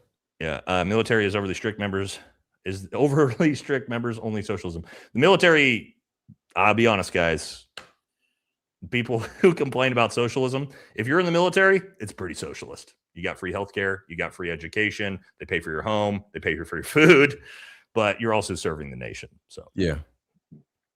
Aspen Institute since 1949, methodically destroying the United States for you know who to rule, one world order, CIA, Bush seniors, one world order. Aspen Institute. I'll have to look into that. I'm not familiar with the Aspen. Are you guys familiar with the Aspen Institute? Not either. Bayes, when he called out Pam Bondi logical fallacies, was great. We need more argument-based logical breakdowns. What these idiot politicians say. That's nicer. That's better than me, Bayes. All I do is make fun of the politicians and dog them with memes and comedy. So at least you're criticizing them for the right things. It's for either Jesse. Oh, this is for Jess. I'll read it here quick. Jesse, what do you think will happen when Canada cuts oil exports to the United States and pulls the plug on hydroelectricity and potash? Canada will not back down because of tariffs. Guess we know where the group troops are going to go next. They can't afford to do it, especially now that we're partnered up with Israel. They'd be fucked. I was just going to say, okay, you can stop selling your oil to the United States, and now who are you going to sell it to? That's going to hurt Canada a lot more. It's going to hurt the United States. So that's just, guys. I don't know why we want to have Canada and the United States fighting each other. Like we don't. They're a great ally. We should. We're right next door to them. It doesn't make any sense. We should want to have a really strong relationship with China, or not China, Canada, because we don't want our allies to turn to China. That's where I was saying with that, which they are doing the more we push them away. Let's see. This is for Jesse, maybe? Yeah, that's Jesse's girl again. Oh, HBD Nate, if it's today, you and Shawn Michaels, the Heartbreak Kid, have the same birthday. No, my birthday's Friday, unfortunately. I'm a huge WWE fan, though, so. Hey Nate, are you going to do a vid on how hard it is to zero rifle in 30 seconds in regards to PR? It's not possible. I can't zero rifle in 30 seconds. I mean, maybe I could, but I have to be able to shoot it. I could try to bore sight a rifle it's going to take a lot longer time than that. So, no, I'm not going to bother trying to do that because it's not possible. So take that for what you want with the Tyler Robinson shot. Anyone have visions of Red Dawn? Oh man, that was a good movie. People getting black pill. That was a good movie. Wayback Machine, Aspen Institute, radio, fellow judge, South Carolina politicians. Again, I'm not tracking Aspen Institute. I'll have to look it up. Sounds interesting though. Thank you. The people didn't ask for this. We were told big difference. Plus America sentiment for you know who is low. So WTF. Politicians don't care. It turns out they don't care what Americans think. No, they probably never have either, but now they're being obnoxious about it. Native put a screenshot of the conception bill in the general chat and Patreon for you to read in panel. It's from congressional website. All right, I will look at that when we get done. Thank you, brother. Appreciate it. I love this profile picture. I'm a Rottweiler dad. Our Grace Alley lobbies need to register as foreign agents, just like every country's lobbies, but money has no place in politics, period. I agree. Like, I do want them to register, but I also just don't want them involved or here. It's crazy because so many of the solutions to these problems that we have and how we got to where we are, they're like common sense solutions. You know what I mean? It's just straight corruption that just buried us. I think it's more than common sense because when money is involved, common sense goes out of the window because that's why the common sense is to not have the money involved to begin with. That's what I'm saying. Yeah, that's what I mean. I don't want foreign money involved at all. You know, it's nice that you're registering for FARA, but how about FARA gets the fuck out of here? So we don't, I think it's like legalizing weed. At all. They're going to do it anyway. Yeah, legalizing weed, like you turn around and legalize this because they're going to do it anyway. You might have on Nathan from Election Truth Alliance, whose organizations have spent the last 1.5 years analyzing election results using statistical analysis to identify manipulation 2024. And in Kentucky, I don't know who that is. Do you guys know who that is? Election Truth Alliance. Haven't heard of that one. No. Thank you, though. This is for one of you guys. Yeah, Elena, thank you very much. Good to see you. I had to laugh when my mom looked at the screen, saw Aaron, and said, "Oh, look, it's Dr. Feelgood." That's a great one. Do you think this crap would have happened in Iran from where if Saddam Hussein was alive? Hell no. Saddam, here's the thing. And I say this all the time. Removing Saddam Hussein from power was the biggest strategic misstep in recent war or military history. Because Saddam Hussein, like him or not, kept the Middle East in check. That dude was constantly fucking up Iran. That dude was constantly effing up our greatest ally. So Saddam was kind of based. Now, it doesn't mean it, maybe he was a good person, but yeah, us destabilizing Iraq was really where the dominoes started falling for the disaster that is the Middle East for sure. So turns out, when you remove a dictator, it doesn't always go great for you. But for you guys, Hawk, thank you very much. Have any of you read Tardio's Twitter article? Okay. Oh yeah. Article regarding Charlie's steel neck theory. Much love. So I talked to Matt on the phone earlier today because he was asking me about something like we were talking about the potential exploding mic. I haven't seen this. I know he's done a bunch of stuff on it. Me and Matt don't agree on this at all, but I like how they took my picture for the avatar. Yeah. Yeah. But I know he told me that he did a big research paper on it. And to be clear, Matt also thinks, Matt will be honest with you and tell you it's very, very unlikely and very, very bizarre and very low chance that a 30-06 went through a human neck. He just believes that it is possible, and he's trying to justify and show that. So anybody who's actually honest with themselves, even if they do think it's possible, even on the other side, will tell you it is extremely unlikely for a 30-06 to have done that. Now, some of the not so honest people that we know on the other side, as Baze knows who I'm talking about. We all know who I'm talking about. They'll tell you that, of course, it was a 30-06, and of course, his neck stopped it, right? Those are the people you need to watch out for. The honest people will at least be like, okay, I think it's possible, but here, Yeah, the Did you guys see my shirt being the actual culprit video? It kept getting taken down. I'll talk about it in the chat. But yeah, no, I mean, again, we can agree to disagree, man. You can disagree with people, but you got to be honest with yourself and be able to acknowledge, this case is fucking weird. It's so insanely unlikely that this was a 30-06. And if you can't do that, for me, I'm just I'm out, dude. There's no point for me to even engage with you. Did you hear what Barron brought up yesterday? That for the first 4 or 5 days after Charlie was assassinated, they kept saying that the screwdriver was found in the woods next to the rifle. And it wasn't until they didn't find any DNA that connected to Tyler Robinson on the roof that all of a sudden Kash Patel came out 5 days later on the 15th and said, oh, no, the screwdriver was on the roof. Dude, that makes way more sense, though. Why the fuck? And the guy on camera is holding the handrail up the stairs. And they're like, no, nothing. Yeah. Why would he, again, why would he carry a screwdriver up there? It doesn't make sense. Yeah. No, it never made sense. No. But if you think about what Baze just said, it starts to make sense if it wasn't actually up there and they just said it was up there. Mm-hmm. Yeah. Because they needed a connective piece. Because you know what they didn't have, Baze? They didn't have video footage. Of the roof. And if they don't have video footage of the shot being taken, what do they have to have? DNA, right? If they don't have DNA or footage of it. It's you have nothing that connects the shooter to the crime. They have one thing. They have one piece of evidence that connects a shooter to the crime. And that is the .223 round that they found on the separate roof. That's the only physical evidence. They do have that. That's right. We forgot about that. All right. If there was ever a time for violent change, this is it. Again, we can't substantiate or agree with anything like that on YouTube, my friend. For one of you guys? Renee Loves Pink. Thank you very much. Back to my point. We were angry with Biden, and then this is even worse. The people didn't vote this. What happened to America first? Very good question. Yep. Well, and that's a great point. That's exactly what happened. Everybody was mad with Biden. I was mad at Biden for multiple reasons. Botched with Afghanistan. I'll never forgive for that for a lot of different reasons. And so, but yeah, that's we get mad. We vote the other way, and here we are. Right. And that is the trick. Yeah. Omara Musa, thank you. Very, very generous donation. That big $100 donation says, please test how hard a 12-pound head would snap back. Charlie's didn't. If it really did absorb full kinetic energy of a 30-06, hit a 12-pound box sitting on a table with a gang target and said, stop, bullet passed through, more physics was violated by government story.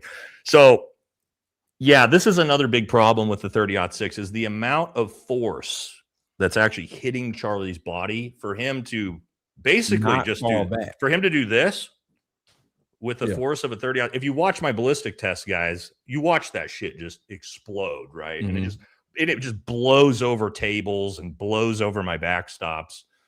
So the idea that that much kinetic energy and that much kinetic force, and he just went like this, and then just kind of it makes no sense. You know, I ran a lot of analytics on that, especially when the person that you were referring to before referred a book to me that had a bunch of math equations, and I ran it 1,000 times, and it said that if the bullet, what do they call it? The frangible rounds. They said that if it was a frangible round and if the gun malfunctioned and there was a lot of yawing and that it hit the bone. Yes. Because they said that the initial impact is what's going to absorb that force off the bat. And that was the difference with Martin Luther King Jr. When MLK got shot, he got shot in the face. He got shot right in the chin. But hold on. Yeah, no. Years later, found out that it didn't. Well, hold on though. What they like to say is there was no exit wound with what Martin Luther King got shot with. That is not true. That round went fucking through part of his body, exited his body, and went into another part of his body, then stopped. Yeah, which is a lot of people. So my point with that is, yes, it did create an exit wound and then tracked into the rest of his body because he got shot in the face, and then it tracked in, out, back in, and then stuck. That is different. Not only that, it hit in the jaw, went through his face, then it hit his cervical and his what do they call it? The upper thoracic. So it hit multiple bones. Right. That's my point. Multiple bones. So that's with a Charlie Kirk, completely we find out that situation. it's a standard round out the box and it hits soft tissue. It's like there's no way. Like any of those probabilities that like the stars could have aligned and done this, like it's out the window now. So my buddy Brian, who does the actual shooting portion of our test, competition long gun shooter, he's into all like the crazy nerd science, everything behind it, because he does like high level competition long gun shooting where like all this stuff is extremely important. Like every little mathematical thing's important. And he's been like, let me try to devil's advocate this. Now that we know the rounds and everything, he's like, okay, well, maybe like Dremling into the round. And then if the round had like a light strike and then the round somehow yaw and tumbled. And then also like maybe the explosive powder was a little bad, but at the same time, then we have to consider like, where was he aiming? Because like all of these, basically he's like, I have to have like 7 different malfunctions to get it to all work, but then somehow be not too many malfunctions that the round still fired correctly enough to hit the target while having enough impact to go in him. And he's like, dude, it's like the probability of having all of those things all line up is like the universe being created, guys. You know what I mean? And once it hits soft tissue of the neck, even with like the neck muscles and whatnot, it's only absorbing 1/6 of the force. Right. Yeah. 1/6. Yep. Yeah. So that's anyway, guys. The more we talk about it, the dumber it gets. But I wonder if this would have passed with Kamala Waltz. I'm sure it would have. Yeah. I don't see why we would. Yeah, that's what I was thinking. Is and that's kind of like my point. It wouldn't have made a difference if I think the same thing would have happened under them too. Yep. Personally. So voting for another president would not have changed anything. I don't know if it's probably for Jesse. Just want to say Valhalla and Jesse on fire. 2 goats on YouTube. America first. Thank you, man. That's super, super nice of you. New superpower in 2026 isn't being stoic. It's knowing how to live without the internet. That could be important someday, for sure. Kangaroo Bot, thank you, brother, for a very, very generous donation. Says, in regards to the whole not paying your taxes to protest argument, I don't think that would work, largely because, like we saw during 2020 in Canada, they will freeze your assets and bank accounts. Holy shit, I didn't think about that. You're not wrong. The government could just be like, oh, you didn't want to pay your taxes? To Mr. LetGo's point, instead of putting, a third of the people in prison, they just go, we're just going to seize your assets. Thank you. That's ours. And everybody just go broke. Because everything's digital. And nobody's going to save the money that they were supposed to pay. They're just going to spend the money that they were supposed to pay. This is Kangaroo Bot. This is a good person. This is a good point. The government probably would just be like, we're just going to seize your fucking assets and then put you in prison. So, yeah. I think if everybody did it collectively at once, it would be too much. But man, like getting everybody on board for that. Yeah. Base has been reading super chats, man. Next up, Dems in charge and more gun control. Yeah, I mean, again, it ain't going to be great either way. DOD required for treason charges. DOD benefits from this bill. We're screwed. Get money out of politics and Citizens United. No PACs, term limits, and age limits unless we are NASCAR declaring our sponsors. The money has to go. Is that not like George Carlin? Isn't that one of his jokes that he wants politicians? Wait, this was a long time ago, to have to wear all their sponsors on their Like suits, NASCAR, NASCAR drivers. I can see him saying that because that'd be hilarious. I'm pretty sure that's one of his jokes. Maybe chat. Let me know if that's a different comedian. But I think it was a different comedian. But that would be funny seeing George Carlin. Oh, Robin Williams. It might have been Robin Williams. I know it was an older generation comedian. Yeah, that's a perfect one.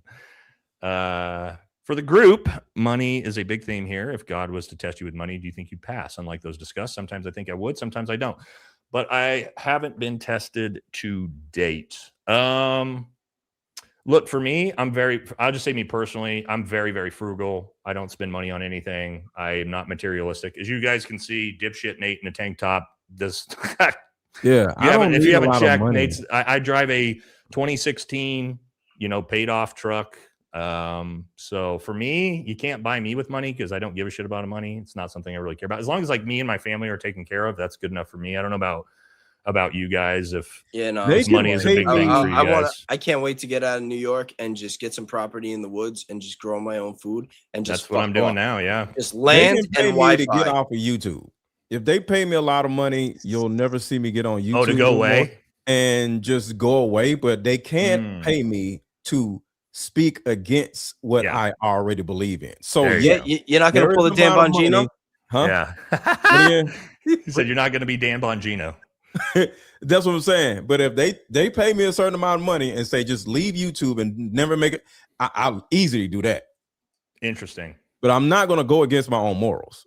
I'll go away. A lot of people do though, man. Like we're watching it.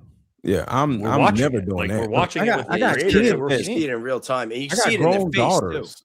Like my kids look up to me. Like there's no way in this world. It's so many people that look up to me or see what I do on a normal basis. And if I just disappear off YouTube, I'll just say I just got tired of it, but I'm not going to turn around and say something opposite. Never. Yeah. Oh, dude, shilling a narrative or something I don't believe in. Yeah, 0% chance. No way. 0% chance, dude.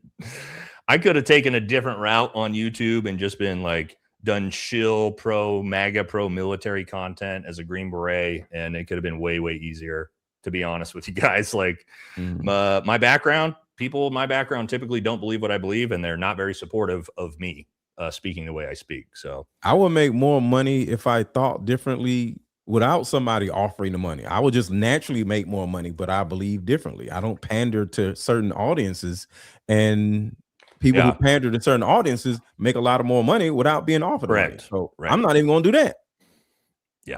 Yeah, being the independent talk shit about everybody is usually not the greatest angle. That's my lane. It's kind of tough. It's been kind of tough.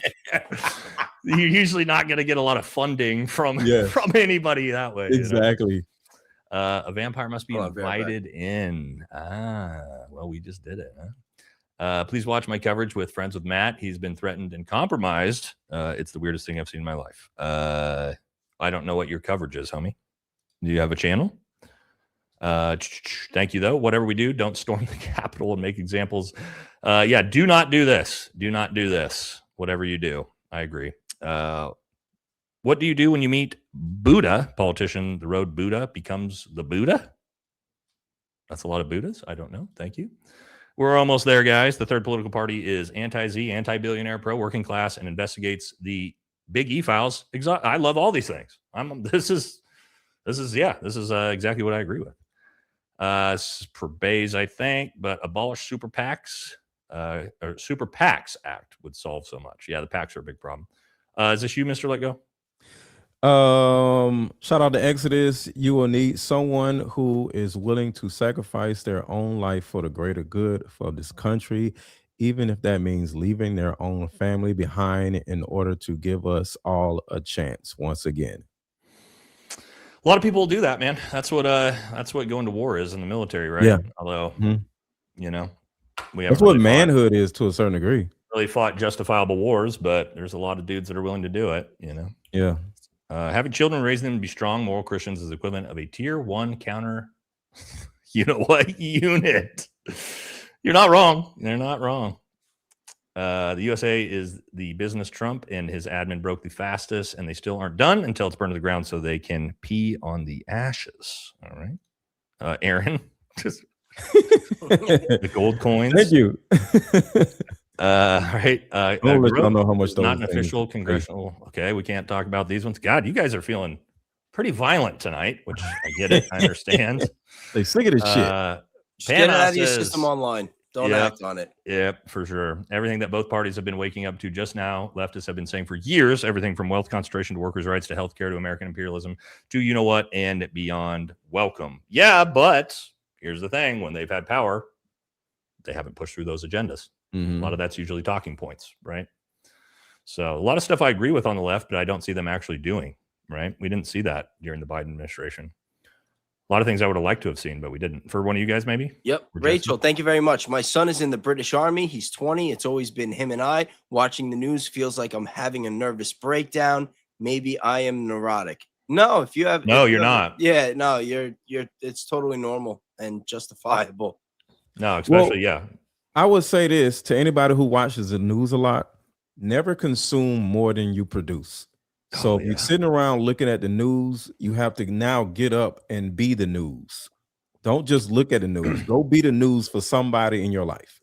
So I call it, I just say go touch grass. I have to do it. Yeah. It's for us guys, like we are embroiled in this all day long, or at least I don't know about Aaron with your relationship stuff, if you're as much as us and like just constantly in the ugliness of politics, but man, I'll find sometimes, guys, like I just start getting like angry at the world and my temper, and I'm just like, okay, I gotta step away, get off online for a couple days, go touch grass, and get away from the devices, because it's very easy for this stuff to wear you down. I just hope these people find Jesus.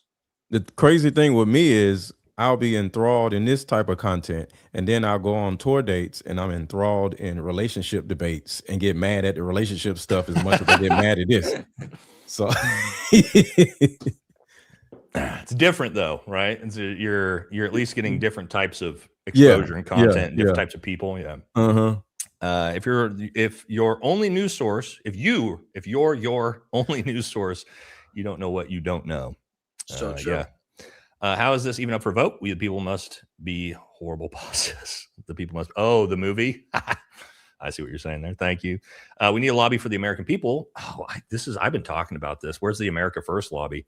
Right? Where's the America First lobby to pay us a bunch of money? We don't have any money. We're all fucking broke. Everybody's renting. The foreigners are the ones that are cycling all this money in. The American people don't have money, or either they refuse to share it with other people. You guys have to realize the economy is being weaponized against us. When people don't own assets, inflation is good.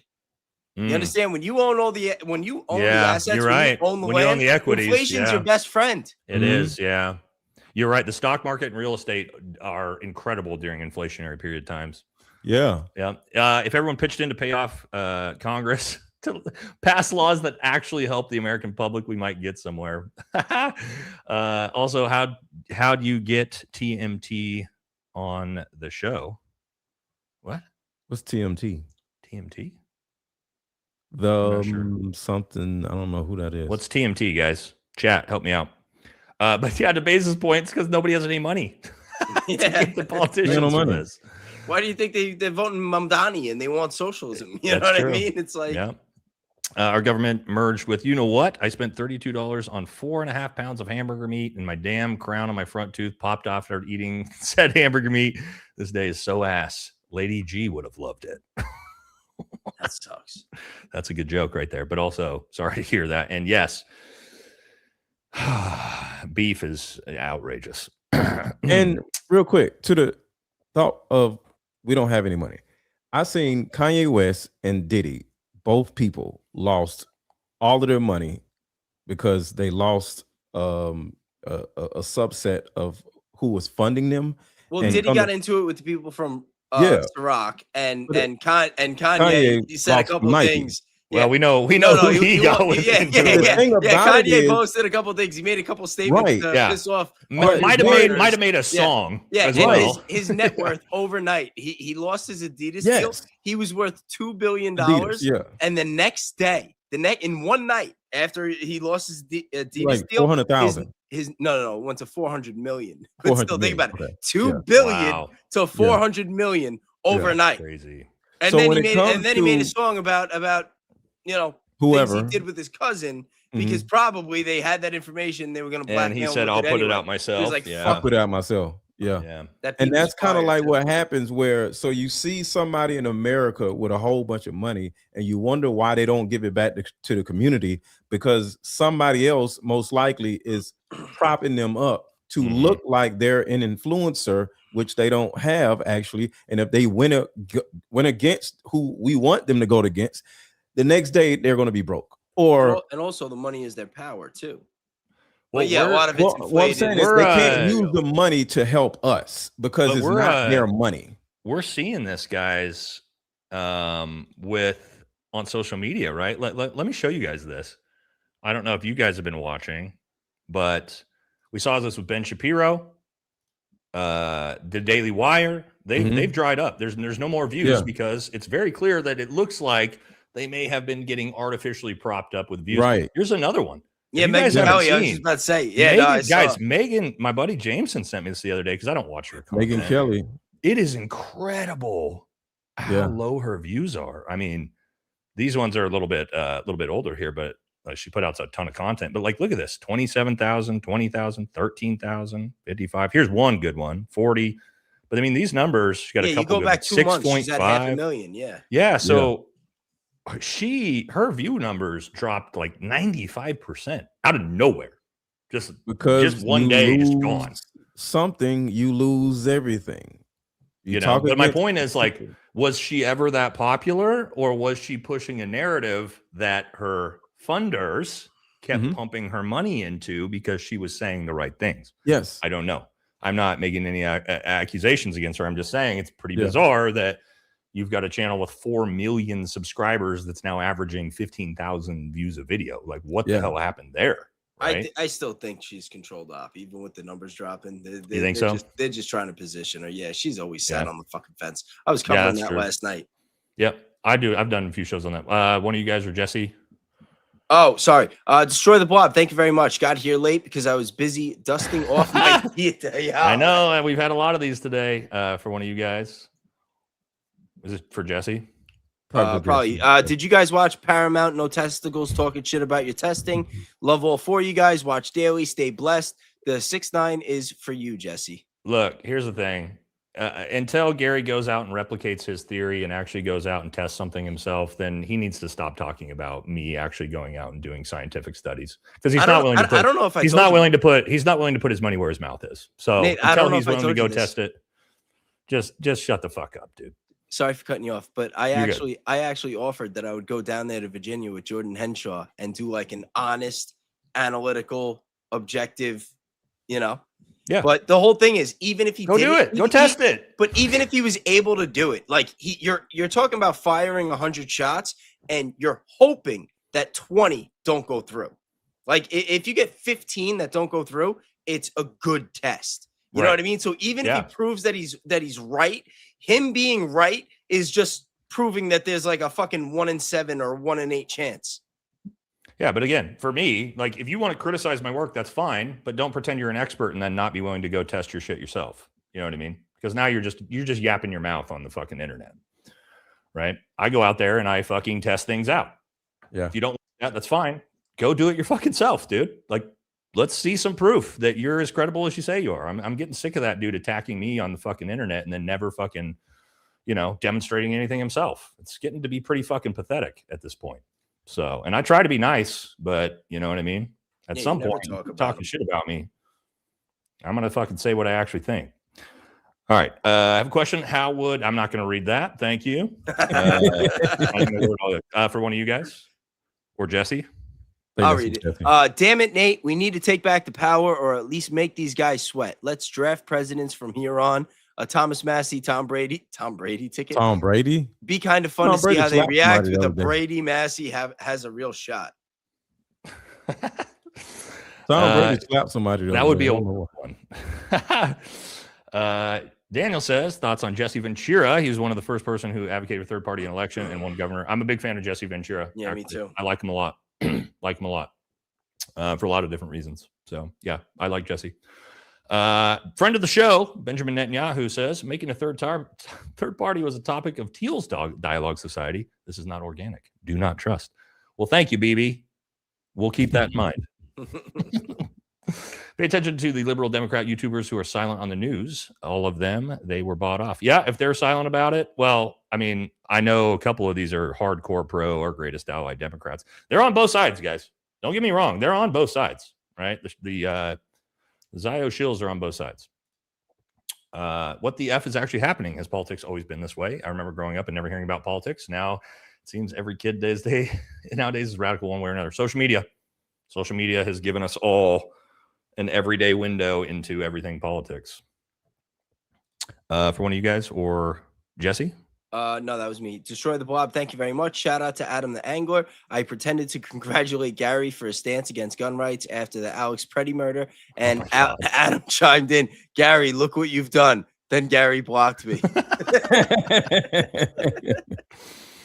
That's believable. He blocked Adam too, by the way. Adam showed me that picture the other day.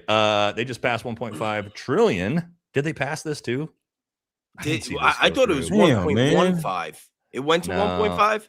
I knew they were trying to pass it. I didn't see they'd passed it already. Fuck, Jesus Christ. I thought it was. Yeah, I thought they knocked it down to 1.15. But no, I think it's 1.5. They were trying to add 500 billion to it.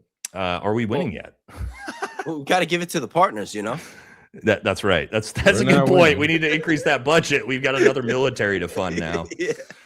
God, much love from the War Boys Studios. Hell yeah, thank you, man.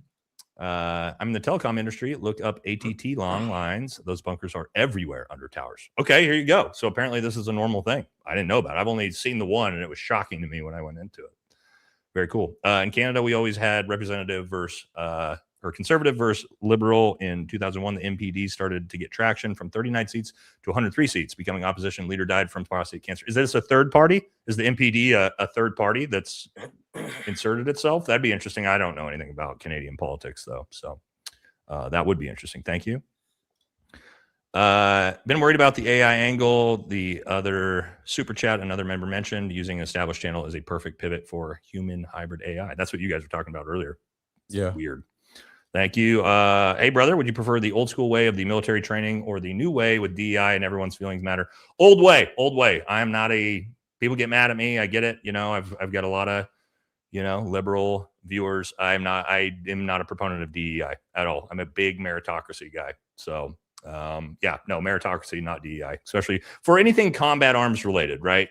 If you want to have DEI in Google and Amazon, I don't give a fuck. Cool. Yeah, like if that makes you feel good. When it comes to on the front lines of combat, where I have been, I'm a little bit more of a meritocracy guy when it comes to that. Okay. So that's where I come from on not being a fan of DEI in the military. Hope a progressive judge strikes the NDAA down. Again, I don't think they'll be able to because it's voted on through Congress, passed by the president, Somebody said, what about pilots? No, when I mean DEI, guys, I'm saying I don't want to have someone forced into a job that wasn't qualified for that job based off of XYZ. I'm not talking about I don't want women in the military or I don't want black people in the military. Pilots, women. Somebody said, what about pilots? There's way more. There's a shit ton of fighter pilots that are women. Women actually typically make better pilots than men do. There are a lot of women in the Air Force. I dated. So that's a meritocracy thing where women who are much better than men that are pilots. I'm all about it. We had there was a famous AC-130 pilot who was a woman, and she was an absolute badass. So have no problems with that. That's not DEI though. You know what I mean? That's still meritocracy. If a woman is the best person for that job, I want her to have that job. That's what meritocracy is, right? Yeah. So that's what I mean by that. Treason is treason. Oh, you just skipped one. Oh, yeah, Anne Marie. was about to read it. Yeah. Oh, Pulled okay, it. there we go. Put it right back down. Hey, Bays, great show, guys. Just showing my support. T-shirt ideas for my crochet channel is a great idea, Nate. Are you saying, do you need a T-shirt idea from me? No, I think she's saying her. I'm not sure. Oh, Ann, I don't have any good ideas for crocheting. I don't know anything about it, but maybe I'm not sure what you meant, but very cool. Thank you. Okay, another one for you guys. Next three are for either Jesse or you guys. I build data centers in New Albany, Ohio. Look into the New Albany company I'd call it bullshit in the underground city based on what I've seen. Okay. Next one. Oh, this is the same comment twice. Many answers in the Aspen Institute. A lot of people have said this tonight. We'll have to look into it.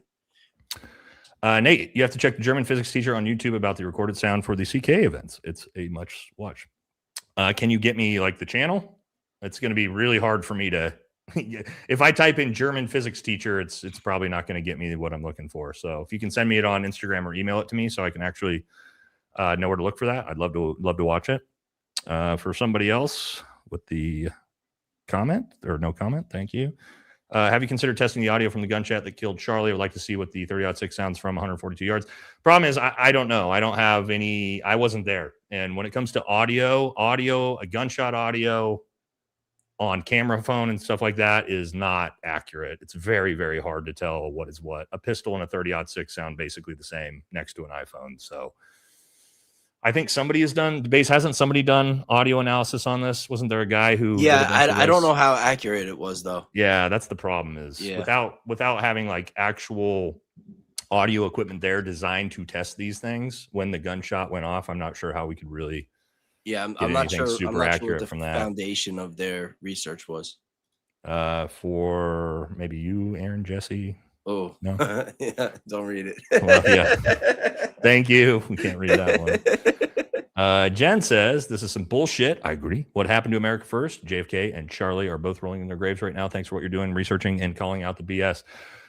And George Washington and all of the founding fathers and like every American politician up to the 50s is rolling in their graves right now about this. And General Patton up until about 1947 are rolling in their graves right now. So for you guys, do you think the I country or even Trump might set off a tactical nuke in the next few months? I hope not. Well, apparently the United States doesn't have tactical nukes. So you guys know, I didn't know this, but on our show on Friday, Ben Pappas had one of America's leading nuclear engineers on the show. Now he had him on a show, and then Ben was telling us about this, that apparently the United States doesn't even have tactical nukes. So we got rid of them. Yeah, but do you believe that? I don't know. No, I do believe that. Yeah, I do believe that we don't. Yeah. I mean, there's a lot of people that don't believe in nuclear weapons at all, bro. I do believe in them, but apparently. But do I think the United States might use one on Iran? Yes, I do. Actually, I do think we might use one on Iran. Yeah, I'm worried. Why exactly? Because there's going to be some type of reason we need to do it, aka it's going to be the Hiroshima reason, right? Well, instead of, here's what I think: if we see one, it's going to be, well, we got to take out their nuclear capabilities somehow, and that's what they need it for, and it's going to be an excuse for avoiding a ground invasion, right? Okay. It's going to be the Iwo Jima excuse, right? The Pacific excuse, where if we have to have a ground invasion, hundreds of thousands or millions of troops will die. So instead of that, we're going to drop the nukes. Would that be better than a ground invasion? I mean, what does better mean in that context, right? Would it kill millions of people? Yeah. Is that better? No, I think they're all bad. Because if we lead a ground attack, we're screwed.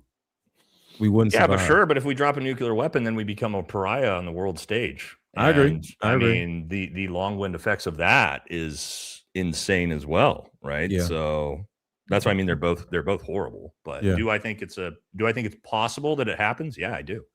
Yeah, because the way Iran is built, it'll be like a Predator movie. They'll just be I tell people, don't get me wrong. I want to be very clear. If the United States decided to full-scale ground invasion and send it and go take Tehran, could we do it? Yes. Would Really? millions of people? Oh, yes. Yeah. Would hundreds of thousands of American soldiers die doing it? Yes. Would millions of Where Iranians die we doing set it? up at? Yes. Huh? Oh, there's Where tons of we ways. There's tons of ways in, bro. I'm talking Really? about if we're willing to do it. Could the Okay. United States military take Iran? Could we take down Tehran? Of course we could. Oh, The casualties would be extreme on both sides. okay. America would lose, like Vietnam would look like tiddlywinks. We would lose hundreds of thousands. So that's of what I'm people. saying. That's what I'm We saying. would lose trillions of dollars. Okay. Would we be able to do it? Sure. But then you got to keep in mind, just like we did with Iraq and Afghanistan, okay, we took Tehran. Now what? Now what?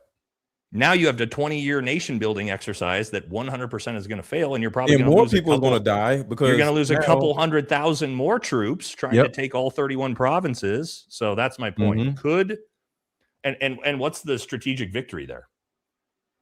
The Nothing. same shit we did in Afghanistan, where 20 Then years they're later, gonna find out there's no nuclear anything over there, and they're gonna be Right. like, "Why are we over here?" So again, could we do it? Yes. But could you imagine the American people when 100, 200,000 young men and women have died and we're still in that war? Could you imagine Or that? 3 years later, yeah, totally agree.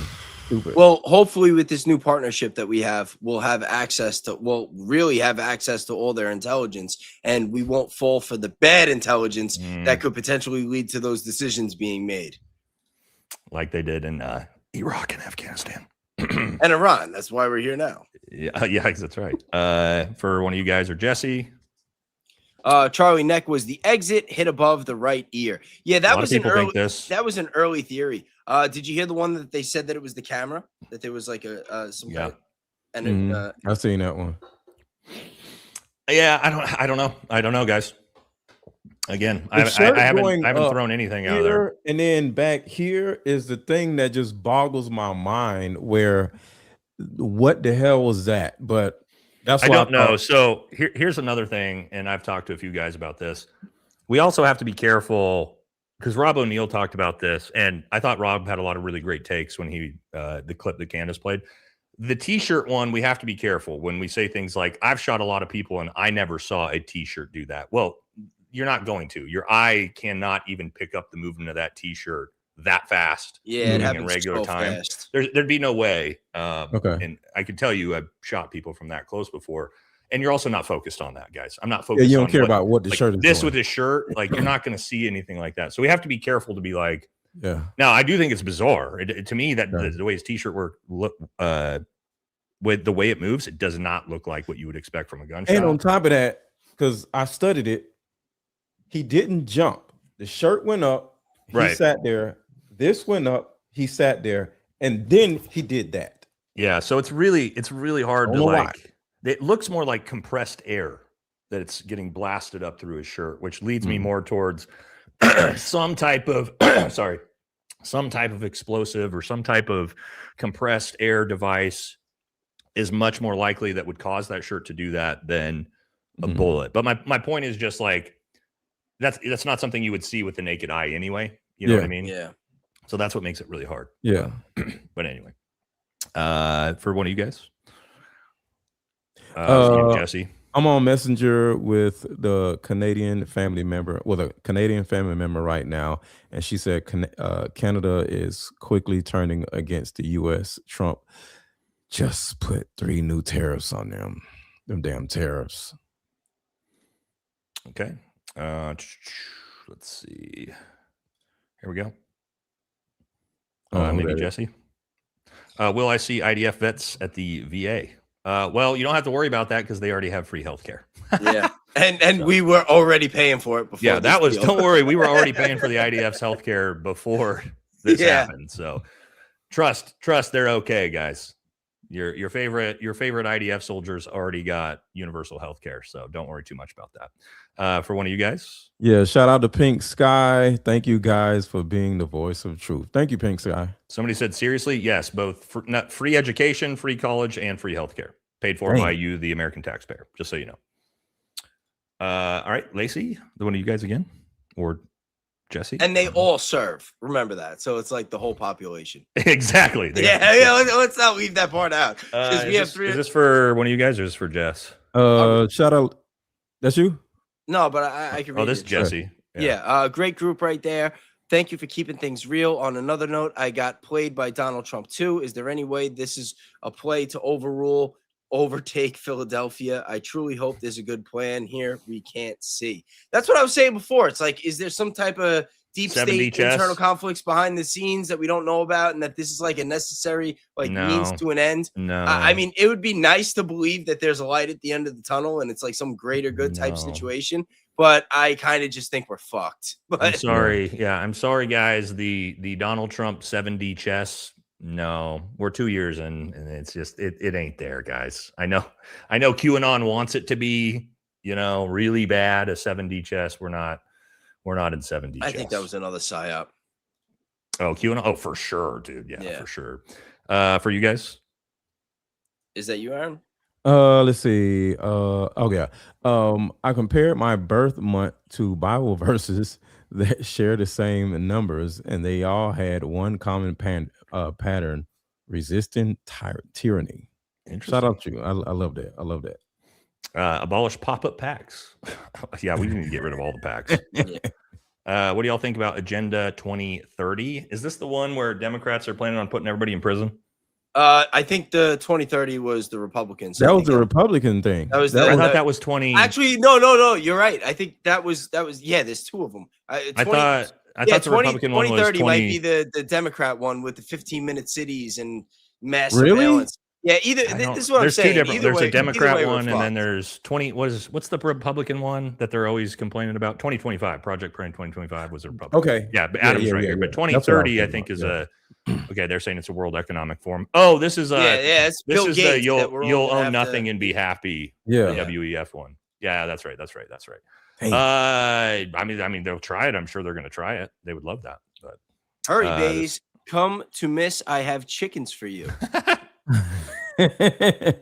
Okay, we know. Get some chickens. I'm always Aaron's talking coins and gems. Scott says to keep saying, I fish, Civil Air Patrol, play bass guitar, and thinking about doing Coast Guard auxiliary on top of work. There you go. That's what you got to do, guys. You got to have good, healthy hobbies is another important one. Yep. A member for one of you guys or Jesse.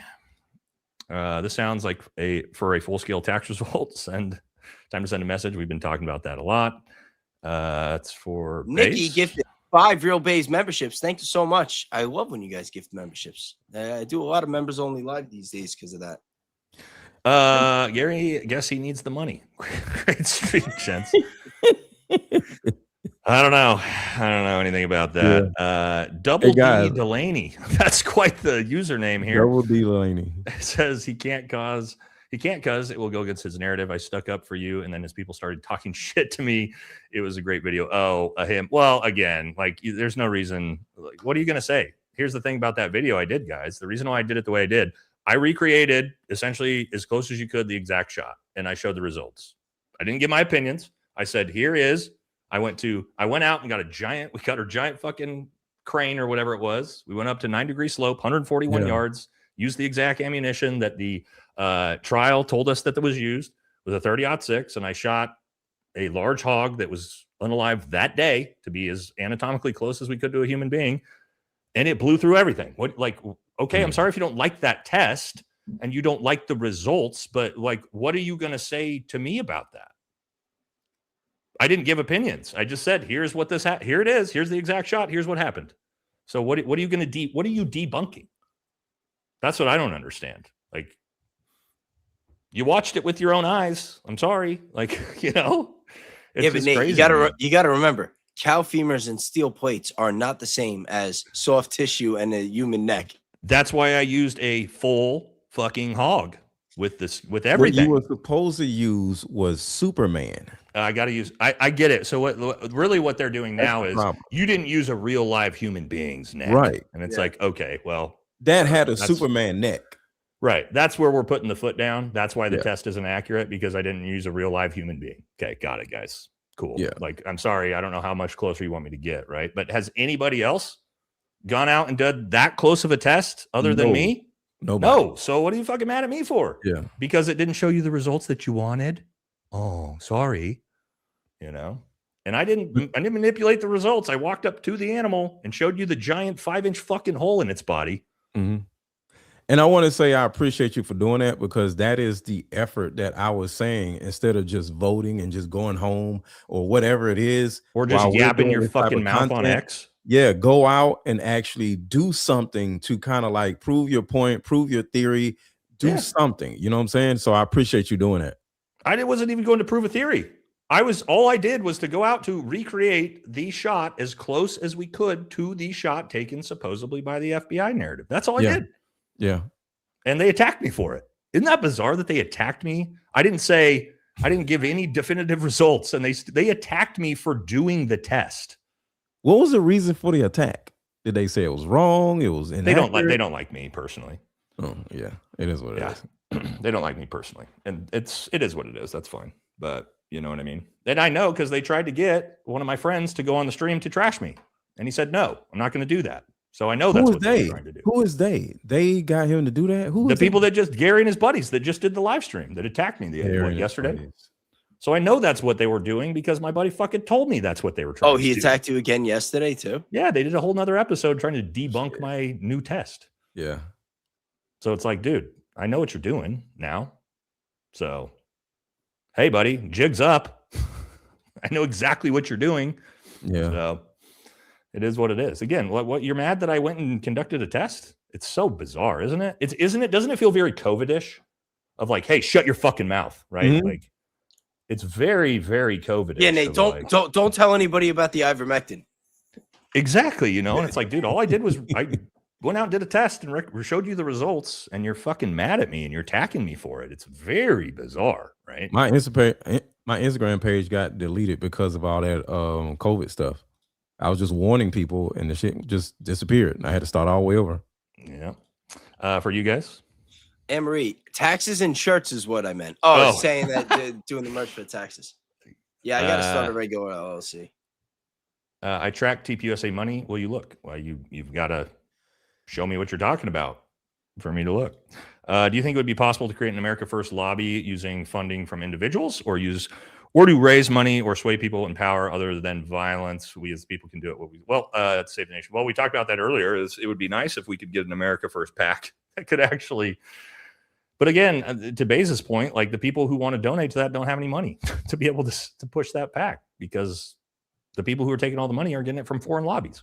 Yeah. So there's nobody. It doesn't seem like anybody wants America First policies, at least not the people with the cash. So. And even if you had somebody that was like a billionaire that wanted to do the right thing, he's probably like thinking, like, he's got all the other billionaires, all the other corporations, the whole military industrial complex. It's like, what the fuck am I going to do other than get myself killed? You know what I mean? Like, for real. Yeah. In regards about us, you know what, in Iran, I don't think we could, even if 47 wanted to. If we do, we most certainly could. we could drop those on anybody we want. Who's to say China won't retaliate and join the conflict? Because China is non-interventionist and they're not going to be involved. Yeah, China's worried about China. Yep. Nuking Iran could perhaps be a precursor. No, I don't think so. I don't think anybody would do anything about it. I think we would become a pariah on the world stage, and people would cut America off in a lot of different ways. Would they try to be involved with that? No, I don't think so. It'd be like us getting mad about the deal and just talking shit on social media and making videos venting. You know what I mean? Like, yeah, China. You guys understand. China is very, like Baze said, concerned about China. They really don't give a shit about anybody else or what's going on, as long as it doesn't affect them. Yeah, and they're already trying to find ways to get more energy, because they were a big consumer of energy, from Iran with the oil. Real quick, Gary says, "Come on, Nate, put one through a half-inch plate of steel." Unfortunately, in my first 30-06 ballistic test, I did put one through a half-inch plate of steel. That was what I talked about before. I believe I have it. I actually brought it home with me. It was so ridiculous. I have it around here somewhere, but yes, I already did that. So I don't know what to tell you. We tested the Superman neck theory, and it didn't work. There's a theory that he was wearing low-profile vest. Yeah, two problems with this. Low-profile vest is not going to stop a 30-06 round. It's not ballistically strong enough for that. And two, if he were to have full, like, level 5 ceramic plates on that could potentially stop that, it would be obnoxious. They're huge, right? They're like. Plus, if you got hit in the chest, he wouldn't have bounced up and down the way he did, right? Wouldn't he have gone back? Like, isn't that? Yeah, probably. If he got shot in the chest with body armor, it would have. Yeah, he would have been like. It would have blown back. Yeah, it would have blown, because all that force gets spread out through the entire plate, and it would have been getting, like, hit by a linebacker. He would have flown Yeah, completely he off like the- jerked off and then he jerked off. No. He jerked up and then fell to the side. No, definitely no body armor. We did think that early. Actually, you know who really thought that early? Gary. Yeah, certain someone was his theory. I'm currently in the Marines, and none of us at my unit wanted it. We're disgusted with this. Retention problems inbound the country with espionage at its highest levels at the Pentagon. Really? Yeah, I know. I just talked to some young Marines at my house the other day, and they said the exact same thing. Thank you. Doesn't I'm not sure what to say. 14th Amendment say don't get into bed with other governments. Yeah, like the entire Constitution sort of says that too. So, but apparently we don't care about that anymore. Can we all pitch in and buy Cadaver? Oh my God. No, it's no, because you know what they would say? Well, it wasn't alive. He wasn't alive. So it doesn't count. So they'll find excuses no matter what, dude. Italian family accept your Olive Garden obsession. I'm not sure, but I do love Olive Garden. It's my favorite. Trump is like a, you know what, with ED, just can't accomplish anything. Wow. Thank you, Preston. All right, we're almost here at the end. You know what, Iran, Russia, you know what, Ukraine? I don't think so, actually. I don't think so. You guys drastically overestimate how close of relationships those countries all have. Yeah, unlikely. As a pack, there is a lobby. Is this supposed to be an America First pack? I've never heard of that. Soft armor goes to max in J3 plus. You need level 4. There you go. That's basically the scientific version of what I was talking about for body armor. And last one, we did it. What's in the future for America at this point? Great last super chat. What's in the future for America at this point? Well, we got a lot of problems on our hands right now. I mean, fuck this. Like, we haven't even seen the effects of this yet, right? We're mad. This is still 5 months out before it gets implemented. Once it gets implemented, holy shit. Is it anything positive? There's nothing positive about this now. I'm very worried about, because their way to deal with people speaking out about this is going to be censorship. It's going to be more hate speech laws. Like anybody accusing them of treason, they're going to be saying is committing maybe not committing treason, but you know what I mean? I think it's going to go in that direction. To Bezos' point, I think we could see a perfect storm in about 6 months from now when this goes into effect. And if the Charlie Kirk trial, let's say it goes live in the next 6-7 months, if Tyler Robinson gets found innocent on top of this, I think they're going to bring in the most vicious hammer crackdown of censorship on social media we've ever seen. Because they'll blame it all on us. Exactly. They're going to say, you guys are all too dangerous. Look at what you did. Right. This is all your fault. They'll blame it on Candace. Right. They'll blame it on all of us. And I think they're going to bring the hammer of censorship down on social media. If all of those things I didn't even think about that. And then if he gets found guilty, then they're going to say, oh, we were wrong. They're going to try to discredit us. They're going to say that we're spreading misinformation the whole time. Exactly. Probably try to censor us anyway. They're going to say we tainted the jury pool. That's exactly what they're going to do. Yeah, even though 2 months out, Megyn Kelly was saying that he's guilty. He did it. I want him dead. I want to be there in the room when they do it. You know what I mean? Like that wasn't. That's why she's not getting no views. Yeah, it's exactly what they're going to do, man. Maybe not. Let's hope not. But I don't know at this point. We did it. We got 2 more supers. Oh, okay. Let's get the last 2. No more super chats. Love you guys. But we got to get out of here. For one of you guys. JR Nanamover, thank you very much. Why do we need 3 parties and not 0? Run on what gets you elected. Then I actually like this. I like that too. Second most votes becomes VP. I used to always say that, and people thought it was crazy. Like this. Works great in 3rd grade, better than this. Yeah. I totally agree. Why is it that if you're supposed to get the 2 best candidates, right? That's the whole point, is that you're trying to get the 2 best candidates. And then one wins, and then the other's just out of a job, and then just. I do like that idea, and it also then potentially has like, you got a split partisan ticket, and now you got to fucking work together. Yeah, All right, last one, then we're gonna jump out of here, guys. Thank you all so much. Wasn't expecting to live stream tonight, and almost 4 hours in, but the world's crazy. I wasn't expecting this. Is the AF Lindbergh and Henry Ford versus America First Project and the America First? You're talking. Well, this is the problem. This is why I like America First as a thing that we say, but it's also not good for a third party because there's so many different versions of America First, and a lot of people conflate different ones. Like people conflate Nick Fuentes' idea with America First with something that's very different than my idea of America First. And so America First has like 6 different like versions of it. So I think we need a different. If you're going to do like a new cool third party, it needs a completely different new name. That's like, Guys, one more question before we wrap up. I actually think that this is very important. Now that we are partnered up with a theocratic nation, it's a Jewish state. That's what it is. And is that going to change how we are as a nation? Yes. You know what I mean? Like is religion gonna come be a bigger part of our political parties and where we go in the future? Well, they're like me personally, I always say I'm a conservative, I'm more independent, but like when it really comes down to it, I'm a constitutionalist. I consider myself more as like a libertarian with Christian ethics. Yeah, it's like pretty much me right there, man. That's pretty much my politics. And I think that needs to start to be represented. Let me say this: the Andrew Tate red pill, millions of dudes that subscribe to that stupid mess. Yeah, I'm not about they it. Can't wait. We're fucking hardcore anti that. Yeah, but they can't wait for something like this to come in, because for the narrative to change and for certain Andrew Tate type of scenarios to work out, and you know what I mean.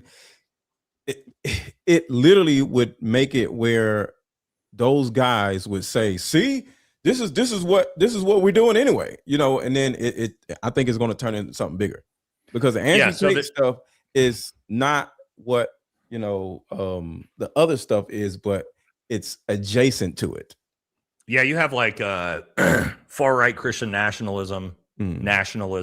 Yeah. You've got like there's a bunch of different versions of things. There's a lot of adjacentness to it. Yeah, there is a lot of adjacentness to that. Yeah, so it's like it's a narrative that's slowly going to bring the culture into messing with tadpoles, and it becomes something normal. Well, that's kind of what the problem is. That's, to your point, that's exactly what happened. That's what happened with the Tea Party. The Tea Party started out as a really good, like, anti-establishment type of movement, right? That was bucking the Republican Party. And then it just got hijacked by Marco Rubio and Ted Cruz and all these fucking neocons who just, MAGA was the same way. MAGA's like, this has happened twice now. The Tea Party that happened, MAGA then is supposed to be the America First movement. It starts out that way. Who's it get hijacked by? The same motherfuckers that hijacked the Tea Party. Marco Rubio, Ted Cruz, Lindsey Graham, Randy Fine, like these same assholes. These neocons hijack the Tea Party, they hijack MAGA, and you can be for sure that they will try to hijack whatever this new pivot movement for the Republican Party is. They're going to do it for sure. And then on top of that, I think certain laws will slowly change where people will be able to get away with the disgusting things that country is famous for doing. And next thing you know, more people would start doing it because the narrative changes for that also. So it's the women stuff, and then it's the other stuff that's going to change our culture to make certain things more acceptable for men to be able to get away with. Yeah, so women are going to be in danger. Children are going to be in danger because of this. And I think you got a great point. I think we're seeing that being pushed through social media, through people like Andrew Tate that are designed to push that exact narrative that you're talking about. Yeah. Like the body count conversation, right? It kind of occurred to me not that long ago.